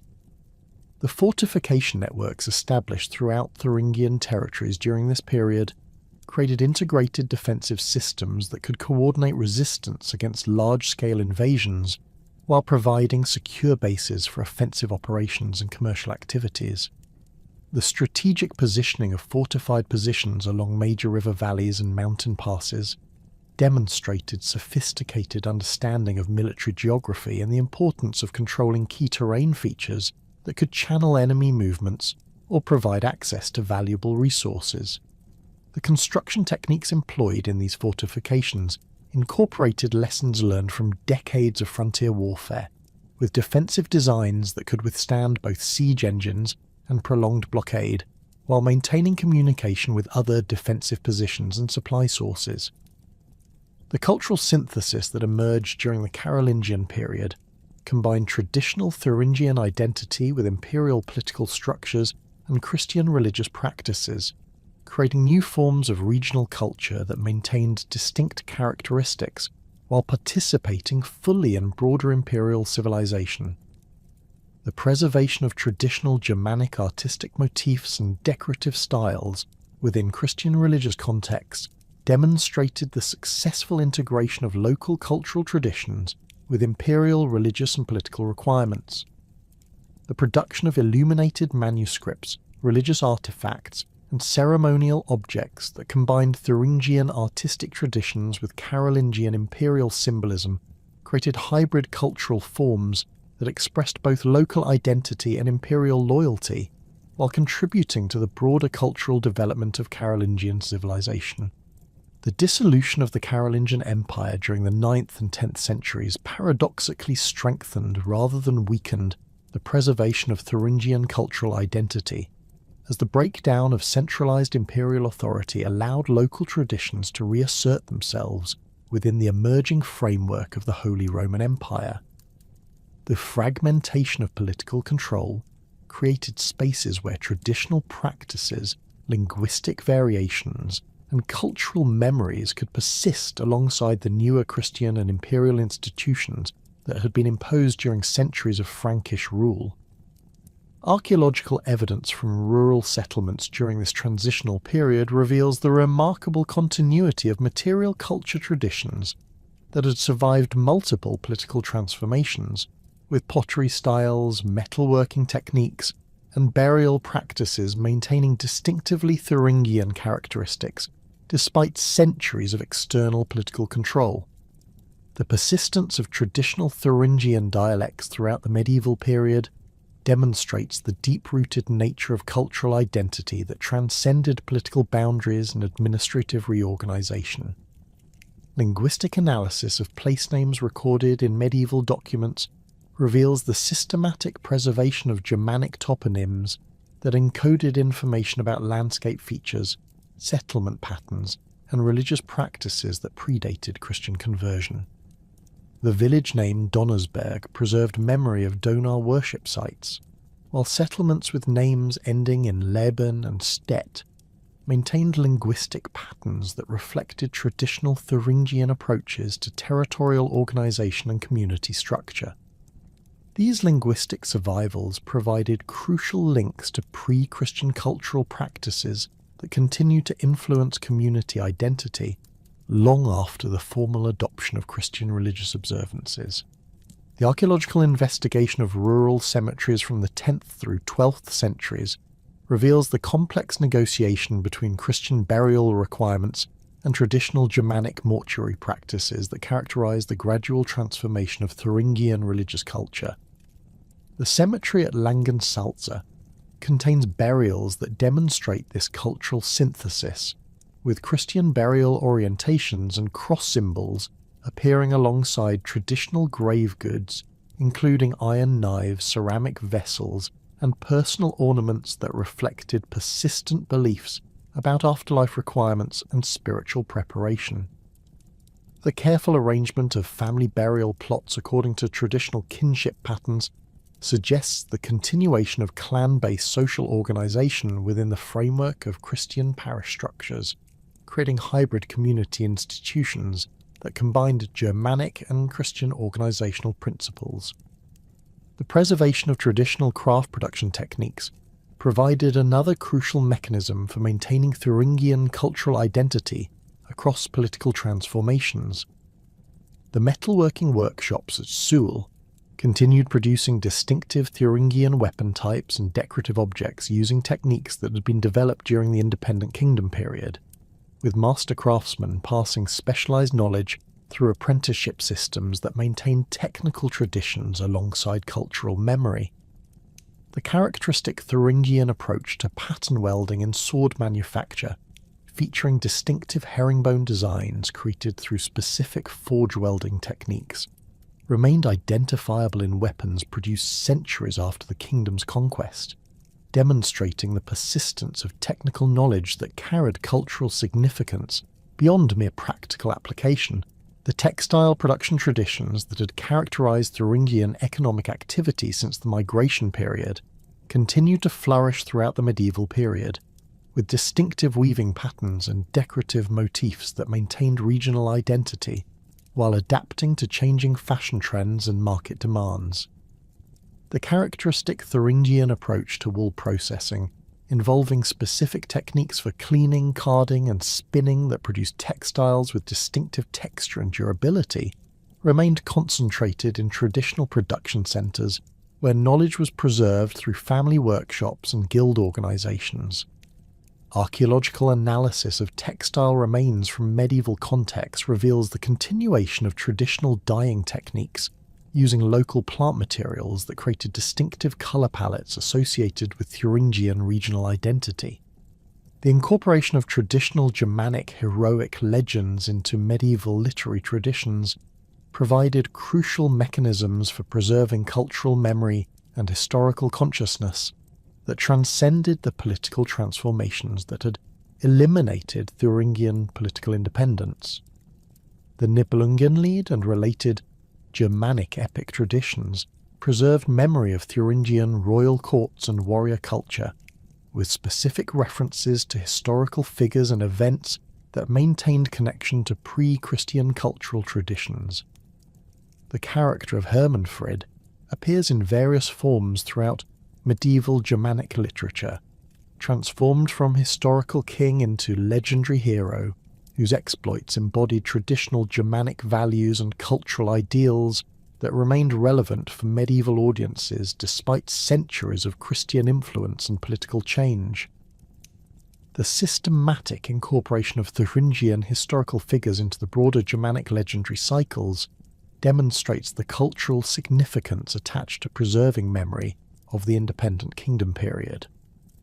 The legendary treatment of Queen Amalaberga, Hermanfrid's Ostrogothic wife, in medieval Romance literature transformed her from historical figure into archetypal Germanic queen whose wisdom, beauty, and tragic fate embodied cultural values associated with feminine honour and royal dignity. These literary transformations preserved essential elements of Thuringian court culture and political organisation, while adapting historical memory to contemporary literary conventions and moral frameworks that made ancient traditions accessible to medieval audiences. The preservation of traditional seasonal festivals and community celebrations provided ongoing opportunities for expressing Thuringian cultural identity within the framework of Christian religious observances. Archaeological evidence from medieval settlement sites reveals the continued use of traditional assembly areas and ceremonial spaces for community gatherings that combined Christian liturgical requirements with customary practices that maintained connection to pre-Christian cultural traditions. The transformation of traditional harvest festivals into Christian celebrations of Michaelmas preserved essential elements of community organisation and cultural expression while redirecting religious focus toward Christian theological concepts and liturgical practices. The maintenance of traditional legal customs and dispute resolution procedures demonstrates the persistence of Germanic institutional frameworks that continue to function alongside Christian canonical law and imperial legal systems. The medieval legal compilation known as the Saxon Spiegel preserves references to traditional Thuringian legal practices, including specific procedures for property disputes, inheritance rights, and community decision-making that reflected customary law traditions dating to the independent kingdom period. These legal survivals provided institutional continuity that maintained community cohesion and cultural identity while adapting to changing political circumstances and religious requirements. The architectural traditions that had characterized Thuringian building practices since the migration period continue to influence construction techniques and aesthetic preferences throughout the medieval period, creating distinctive regional styles that combine traditional Germanic structural principles with Christian liturgical requirements and imperial architectural influences. The characteristic Thuringian approach to timber construction, featuring specific joinery techniques and decorative elements that reflected traditional aesthetic preferences, remained identifiable in both religious and secular buildings constructed centuries after political conquest. The church at Mühlhausen, rebuilt during the 11th century, incorporated traditional Thuringian woodworking techniques alongside Romanesque architectural elements, creating hybrid structures that expressed both Christian religious commitment and regional cultural identity. The preservation of traditional agricultural practices and land management techniques provided crucial continuity in rural communities where the majority of the population maintained direct connection to pre-Christian cultural traditions through daily interaction with landscape features and seasonal cycles that had shaped Thuringian cultural development for centuries. Archaeological surveys of medieval field systems reveal the continuation of traditional farming methods, including specific crop rotation patterns, livestock management practices, and land division systems that reflected customary approaches to resource utilization and community organization. These agricultural traditions maintained cultural knowledge and community structures that provided stability during periods of political upheaval, while preserving practical wisdom that remained valuable for local environmental conditions. The development of pilgrimage sites associated with traditional Thuringian sacred locations demonstrates the successful transformation of pre-Christian religious geography into Christian spiritual landscape while maintaining connection to ancient cultural traditions. The shrine established at the former sacred grove near Mühlhausen became a regional pilgrimage destination that attracted visitors from throughout central Germany, generating revenues for local communities while providing opportunities for cultural exchange and identity expression. Archaeological investigations at pilgrimage sites reveal the systematic adaptation of traditional sacred spaces to accommodate Christian worship requirements while preserving landscape features and spatial arrangements that maintained connection to pre-Christian spiritual traditions. The manuscript production centres established at medieval monasteries throughout former Thuringian territories played crucial roles in preserving both Christian religious texts and secular literary works that maintained connection to traditional Germanic cultural traditions. The scriptorium at Fulda produced copies of both religious works and secular texts, including historical chronicles, legal compilations, and literary works that preserved memory of Thuringian cultural achievements and historical significance. The systematic copying and preservation of these texts ensured the survival of cultural knowledge and historical memory that might otherwise have been lost during periods of political instability and cultural transformation. The artistic traditions that had characterized Thuringian decorative art since the migration period continue to influence medieval artistic production, with traditional motifs and technical approaches appearing in religious artifacts, architectural decoration, and luxury goods produced for both local consumption and distant markets. The characteristic Thuringian approach to animal-style ornamentation, featuring specific stylistic elements and compositional arrangements that reflected traditional aesthetic preferences, remained identifiable in metalwork, manuscript illumination, and architectural sculpture produced throughout the medieval period. These artistic continuities provided visual expressions of cultural identity that maintained connection to historical traditions while adapting to changing religious and political circumstances. The commercial networks that had connected Thuringian territories to broader European markets since the Roman period continued to function throughout the medieval period, with traditional trade routes and commercial relationships that preserved economic connections and cultural exchanges that had sustained Thuringian prosperity for centuries. The amber trade routes that had brought Baltic amber through Thuringian territories to Mediterranean markets continued to operate under medieval political arrangements, with local merchants maintaining specialised knowledge and commercial relationships that reflected traditional approaches to long-distance trade and cultural exchange.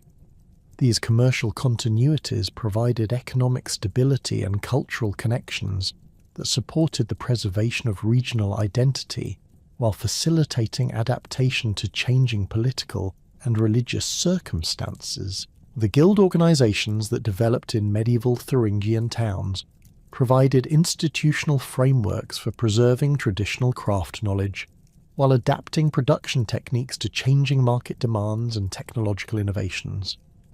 The metalworkers' guilds at Suhl and Schmalkalden maintained traditional apprenticeship systems that preserved specialised knowledge of Thuringian metallurgical techniques, while incorporating new technologies and design elements that enhance competitive advantages in expanding markets. These guild structures provided social organisation and cultural continuity that maintained community identity while facilitating economic adaptation and technological development.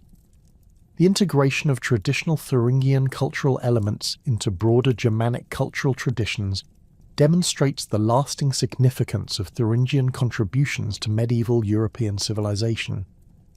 The distinctive approaches to metalworking, textile production, agricultural management, and artistic expression that had characterized Thuringian culture since the migration period continued to influence broader cultural development throughout central Germany and beyond.